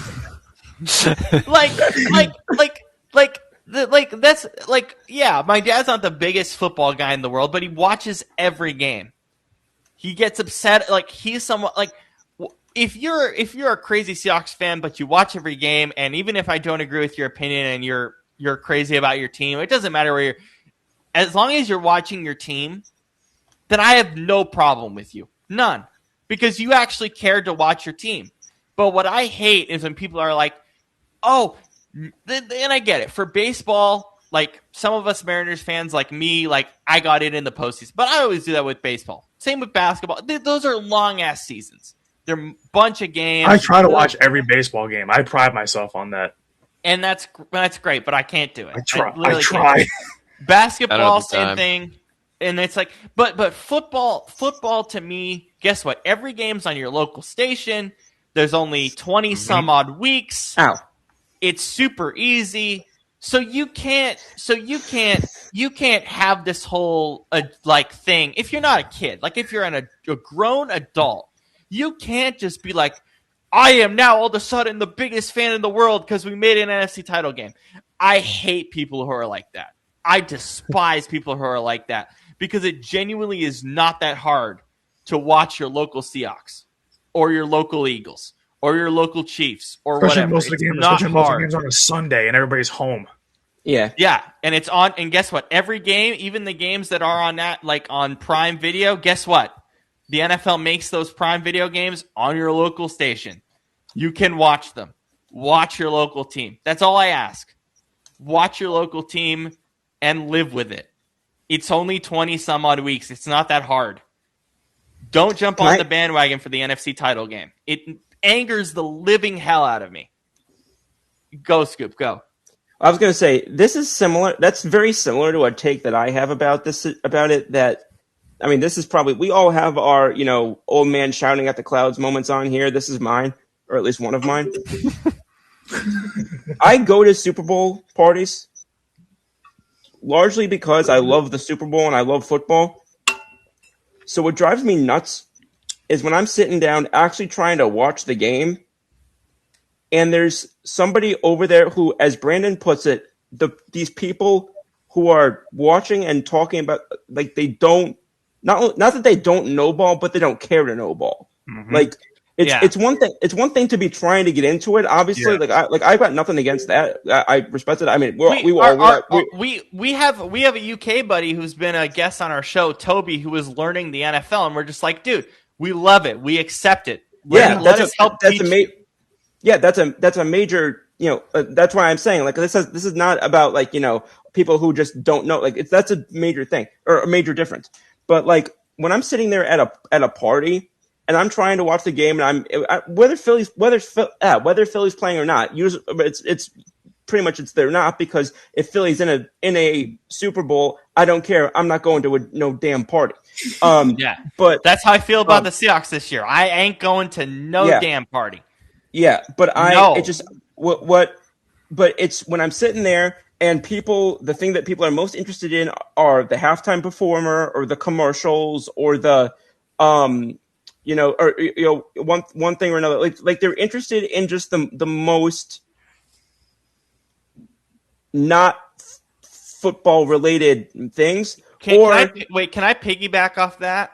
That's why I love the Super Bowl, because you know what? I care about the commercials. I care about the halftime. We talk about it on this show, but I'm there primarily for, and that's fine if you don't, Give me the fine. game, damn it. But that's exactly my point. I don't care about Bad Bunny or whoever. I could not tell you who performed in the halftime show any of the 15 Super Bowls that I watched, including the 2 that Philly won. You don't remember your halftime performer for the games that you won? Nope.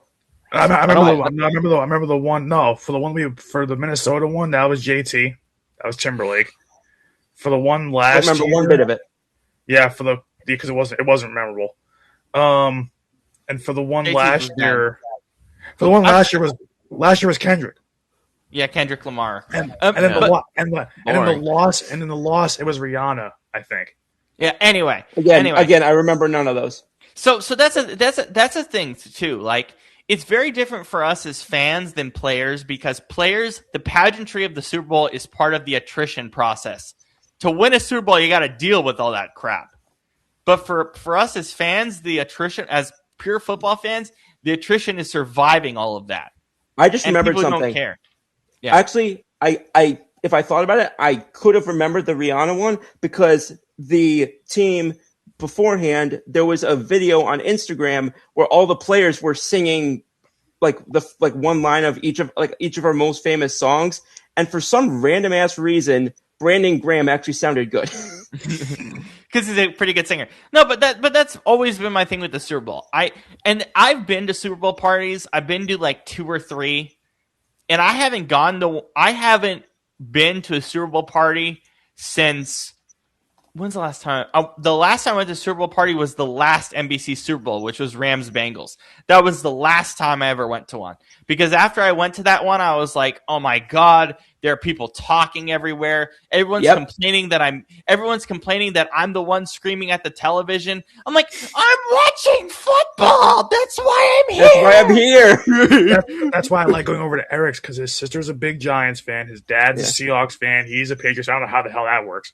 But like everybody there, knows football at least to a degree, so we're all gonna be yelling at the TV for different reasons. So it's like, that's okay. That's my thing. Like people are like, why do you yell at the TV? They can't hear. It's part of the experience. Damn it, let me live. Or if you're like me, you yell at the TV every week, including preseason, because I hate my team and myself for some reason. I'll still never get over the games we were on Discord for this year, and you were yelling at the team that our season was over, and I'm like, bro, we are up by 23. I sound like a COD Black Ops 2 lobby. That's what I sound like. I've never played COBs. COD, not Cobbs. COD, Call of Duty. I misspoke. I combined the words COD and Ops. Old Call of Duty lobbies were Cops. No, but that's I've never played Call of Duty. You know what I think is going to be amazing when because I'm still trying to figure out how we're going to do this. We're all going to go down to LA for the Olympics, and Brandon is going to be either watching or being at the stadium for every USA game and blowing his gasket every time the other team scores a touchdown. I cannot wait for that. It's going to be amazing. Especially if my quarterback, who's on the cover thing for the LA Olympics, especially if my quarterback is playing in it. So, don't you touch my quarterback. I don't care. It's flag. Don't touch my quarterback. Don't you touch my glorious king. How dare you? Shane, but what's your experience with that? Like with the Super Bowl, like with people who just don't care? Like, does it annoy you as much as we do? Yeah, but luckily I don't find myself in that situation very much. I mean, good. The worst is like the worst thing that I'll have with that is like my sister will be sitting there watching the game who never watches sports ever, but she's not pretending to suddenly be a fan. She's just sitting there and like, my mom's sitting there, oh, go, yeah, and my sister's just looking around like, what happened? Wait, but I'm sorry to put your family on blast here, but who was one of your family members who said, "Oh, isn't that Russell Wilson, a quarterback for the Seahawks?" Who was that? No, wasn't that his sister? Yeah, my sister. No. Yeah. She didn't say. She said, because she saw Darnold. She said, "Wait, who's that?" And I said, "That's Sam Darnold, their quarterback." And she goes, I thought it was Russell Wilson still. I was like, you're about 4 years too late, but 3 years, 4 years. 4 years, yeah. She was like, oh. Did you tell him that he's rotting in New York, New Jersey? Yeah, she said, well, where is he now? And I said, the Giants. He's in the dump. He's in the And prison. she goes, oh. And that was it. Oh my God. Well, Brandon, your dream has come true. At the end of the year, because Magneto is gonna blow up New Jersey on Avengers Doomsday. I can't wait. The New Jersey's What's gonna get Adventure blown Tuesday? up. Avengers Doomsday. The MCU. Oh, is that the movie that I keep seeing people making jokes that this guy's not going to be in it? Yeah. Yes. Yeah. Okay. And Magneto, Ian McKellen, who plays Magneto, who's an amazing character, he actually let it spill that he's gonna blow up the entire city of New Jersey. The entire state is gonna get blown up in the movie. Yeah. You know, I'm gonna be cheering so loud when that happens because listen. New Jersey is garbage, but it's our garbage. It's like we love it, but we hate it just as much. So when we blow up in the movie, I'm gonna be so happy. I'm gonna be so happy. When Magneto takes all of New Jersey and swipes it around with his bare hands, you're gonna be like, yes. I'm going like this in the movie. Like, yep, absolute peak. You know what? I'm debating flying out to New Jersey just to see that movie in a New Jersey theater and see everyone lose their minds over Magneto. Oh, just wait. Just wait. Oh my God. There's a lot of problems this year. There's that movie coming out, so the state's gonna get blown up, and the state's actually gonna physically get blown up by the World Cup this year. So we're screwed. Say goodbye to New Jersey. 2026 is the end of this state. It's the end of the state. I thought your drivers were going to be the end of your state. When I get my Irish citizenship, we can all just go there and hang out instead of having to stay in the bombed New Jersey. You know, We'll just be walking around the European airports with our green pass. Oh, top of the morning to you. Oh, you know? Jesus! The funny part is so Brandon's looking forward to New Jersey being blown up during the World Cup and in one of the greatest fictional universes in movie history. At least we'll in be the known same for year. something. We'll be known for something. Genuinely, why did Ian McKellen say that? He's like, the other day I just blew up New Jersey in a movie. It's like, because what the hell? because it's well known why that not? everybody in America, when they there's that poll where they surveyed like all 50 states, whatever it was, and like what states they hate. It was like everybody's like picking like their neighbors or whatever. I think New Jersey was the only state that said they hated New Jersey. So everybody and like these surrounding areas all said New Jersey. I'm like, yeah, everybody hates us. I understand that. I hate us too. I'm proud to be from here, but I hate us too. So I get it. So you're just like blowing up this state in a fictional universe is the greatest thing you'll ever see. Oh, it's fantastic because you can't do it in real life, obviously. so you could try. I don't know. World War III.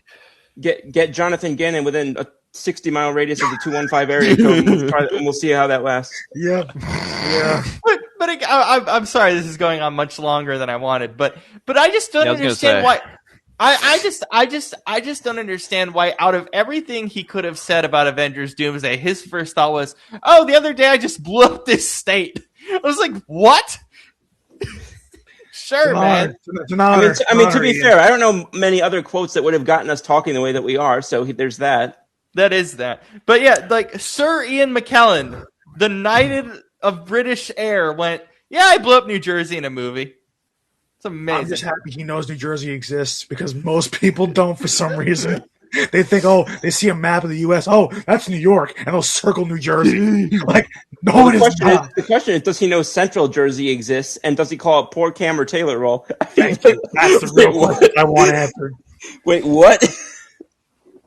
That's I need real those question. questions answered. I know, but I just said Port Cam and Taylor Roll. Listen, it's fine. It's close enough. I've heard people say that here even. Well, I do. This was supposed to go an hour and 30 minutes. Why can't I never go on time? did That's 3. my job. And we did 3 hours. doubled Because I'm on That's the a show. question for you guys. Well, that's a question for me because I'm the one that's supposed to be moderating, and I just let you guys. It's fine. It's fine. It's fine. It's fine. It went well. It's great. We appreciate it. All right. Well, And goodbye. And goodbye. Have a great Super Bowl week, everybody. We will see you on the Monday after the Super Bowl. Monday, what is it? Monday, February 9th. I think it's probably going to be 10:30 Eastern, 7:30 Pacific, somewhere around there on the 9th. Figure it out. So we'll see you then. And thank you for spending 3 glorious hours with us, yelling about New Jersey, yelling about football awards, and we'll see you guys on February 9th. Enjoy the Super Bowl. Peace. All right. See you later, everybody. Hey, everybody. Carry also.